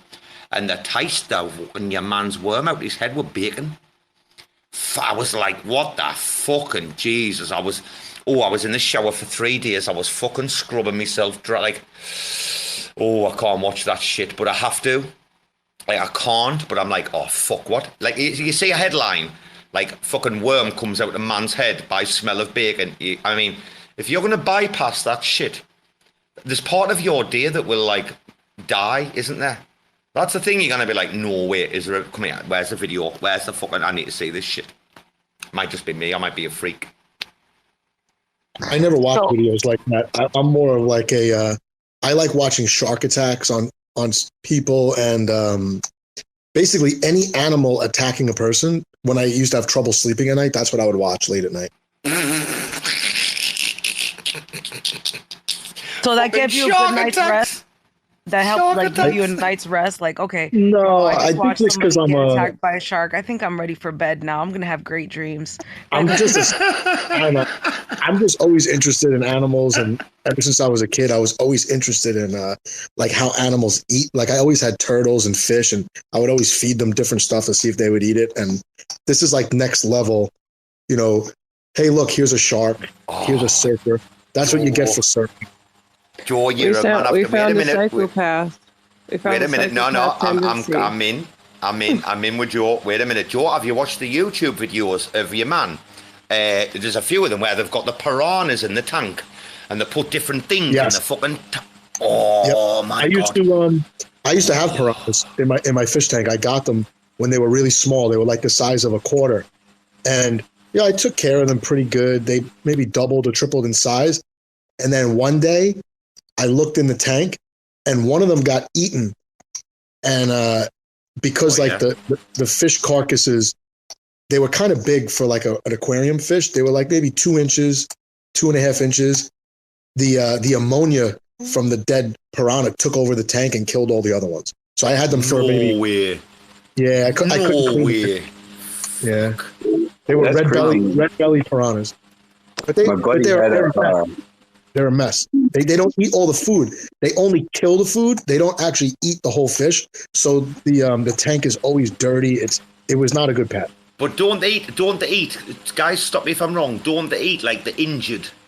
Like when a fish is like injured or it's getting old or it's getting sick, like piranhas will just turn. Only when it's still alive. They wouldn't eat the dead. I was putting goldfish in there. Yes. So they would basically eat the belly out of the goldfish and then leave the rest.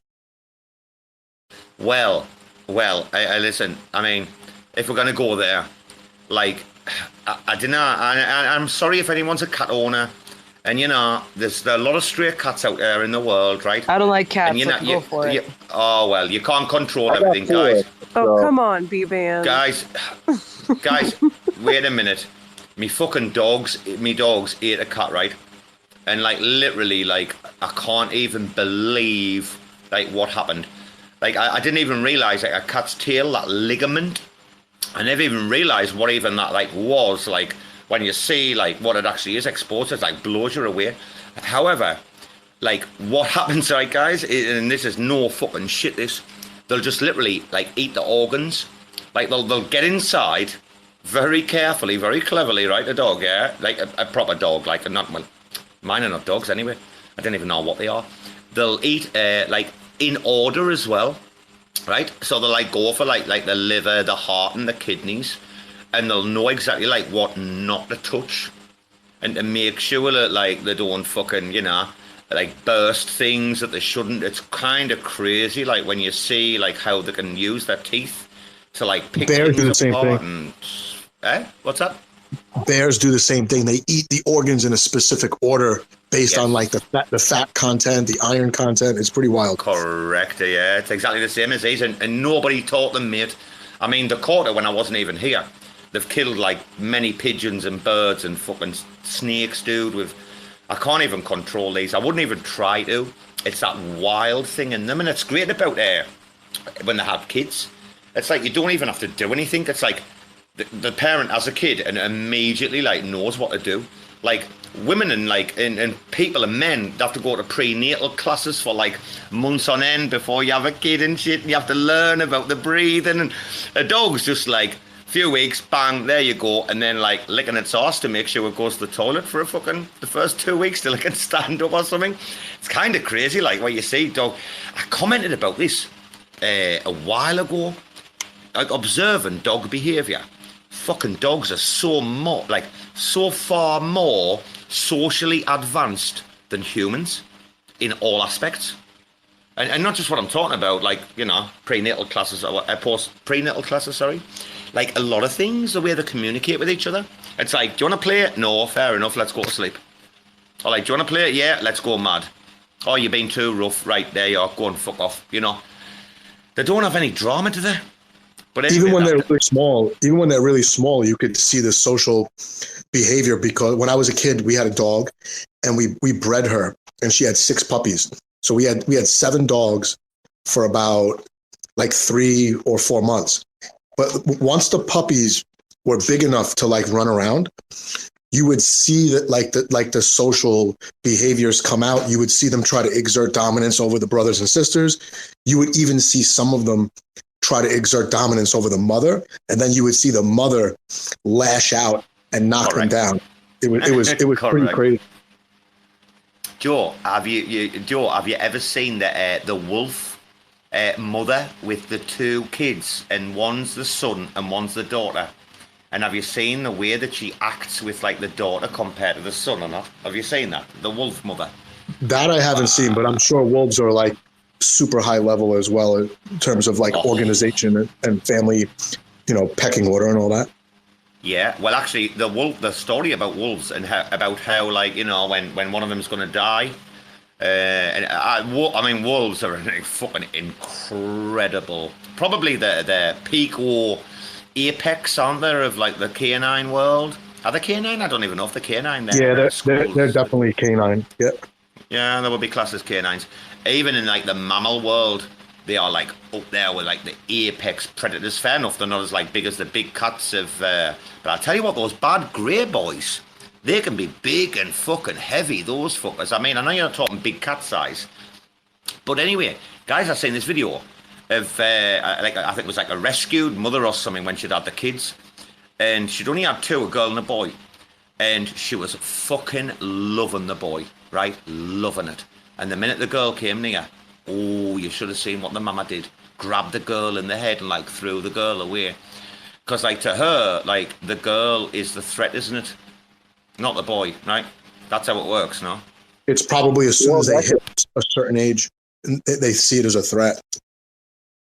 It could also be the one dog was sick, because like my mom and dad used to breed hunting labs when I used to live in Georgia, and I remember one of the litters, she had 6 golden labs and 1 black lab, and she just wouldn't let the little black lab latch on, and that one eventually died because she knew it was sick. And I mean, she like attacked it and would go after it, and it was crazy. But also a little funny story: when I lived on an army base, and my black lab would get tired of the puppies and hit the latch on the fence and let all the puppies out, and she would get calls from the MP saying, "Do you own 7 or 6 golden lab puppies? They're being chased by kids across the golf course. You need to come and pick them up." So my mom had me, was pregnant with my sister, so loading us up all in the car with the mother dog to go get 7 puppies off a golf course.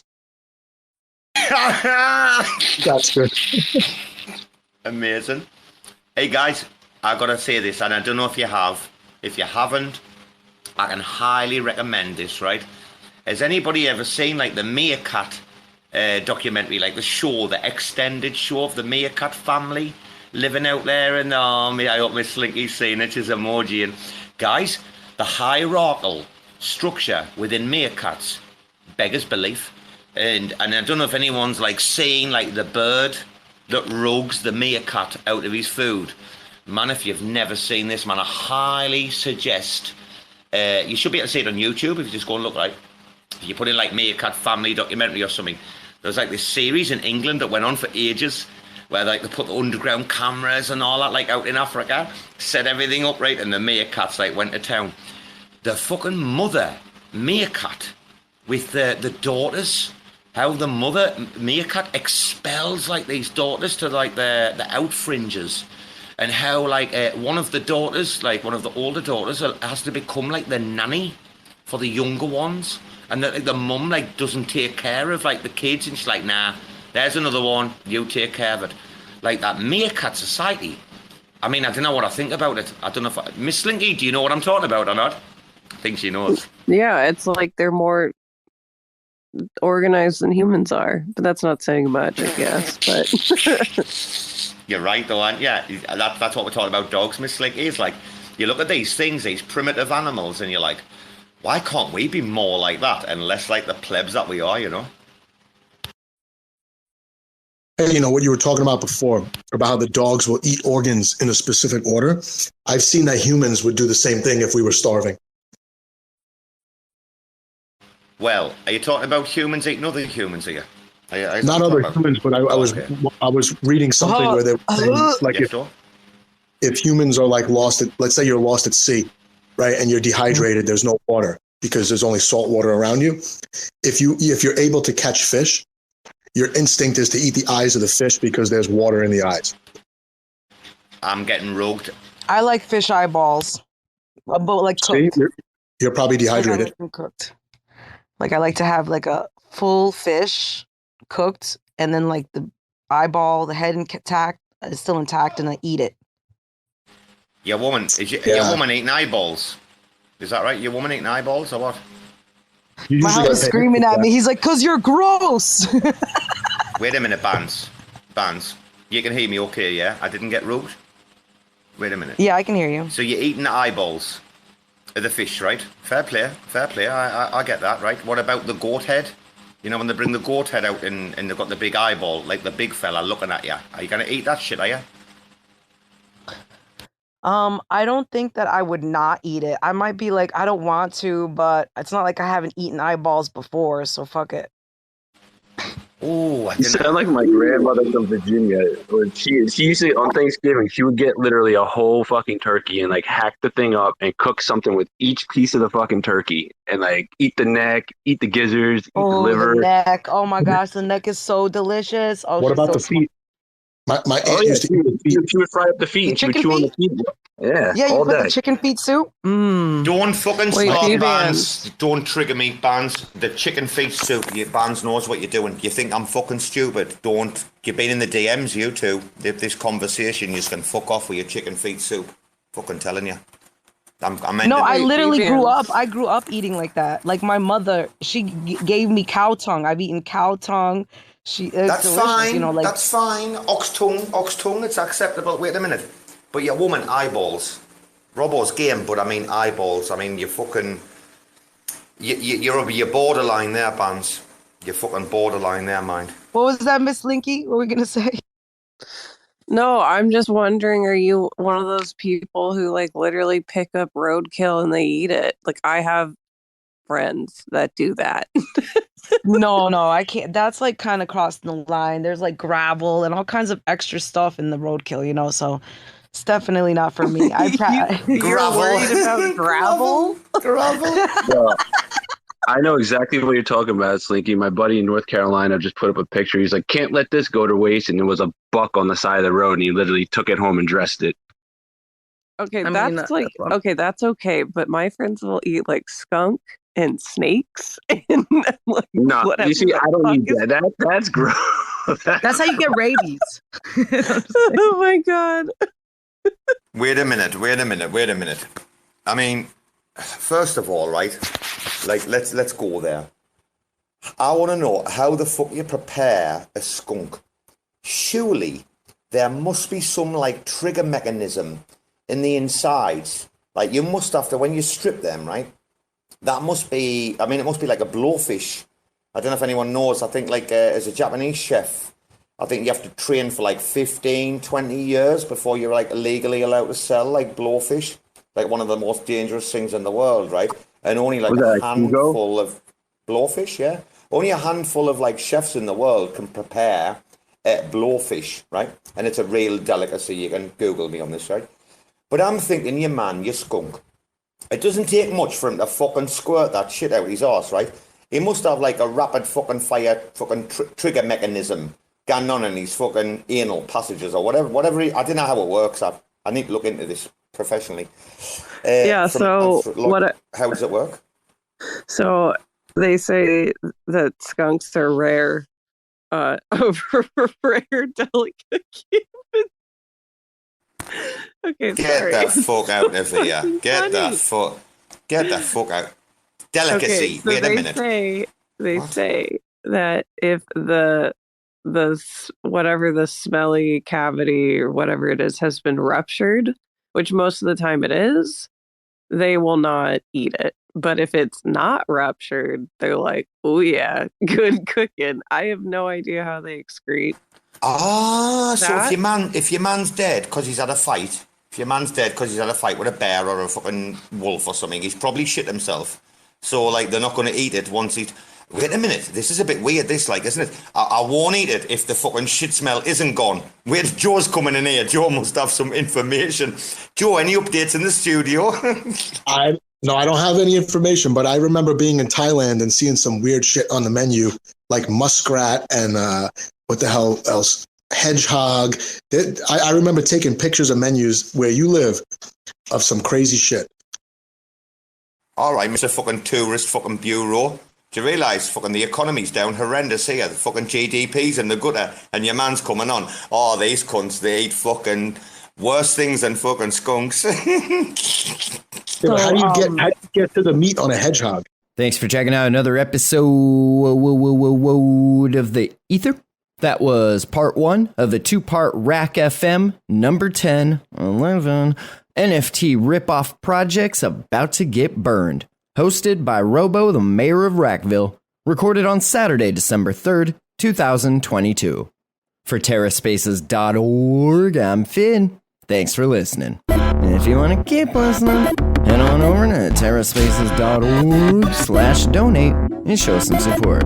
Now, with Spark IBC enabled. They say rapping is the gateway, bringing home great pay. Checking that replay, sing along and we say nobody gives a fuck around my way. I make about $3 for every 1,000 plays, so add it up and do the math on that. Financially speaking, why the fuck would anybody wanna rap? But in this reality, the money comes from doing shows. But then where's the money go when you can't do the shows?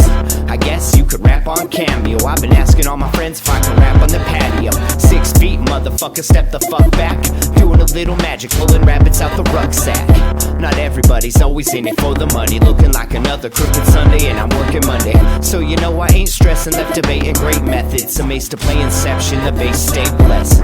See, even with these huge sums of overall royalties, huge sums of money that goes to the record label per playback can seem insultingly small. Many rights holders are making around 3/4 of a cent each time someone listens to one of their tracks, leaving only some portion of that for the actual artist. Can't even say they're making pennies per play. Until they can figure out how to turn a profit, their future will always be in question. But for now, investors see enough potential to continue to fund them. Pennies per play. Another day, another lesson. Living in the 8th dimension might be worth a little mention. Living in the Great Depression, got a real regal feel. Reeling in another sucker fish, out to make a deal just to make a motherfucker wish. Aw shit, now you only got 2 left. You know what I wish? We didn't have any loose ends. You know what I miss? Listening to excuses. Now we're on the fence like we forgot how to choose. That's what happens when people don't know what's true. In the dark, eating bullshit up like a mushroom. In the lunchroom, just trying to laugh it off. Meanwhile, foaming at the mouth like a rabid dog. Like a fake mating call at the zoo. It's looking like the view is getting disappointed too. I'm working on the new shit, trying to produce it. It's what I'm willing to go through when I'm making my music.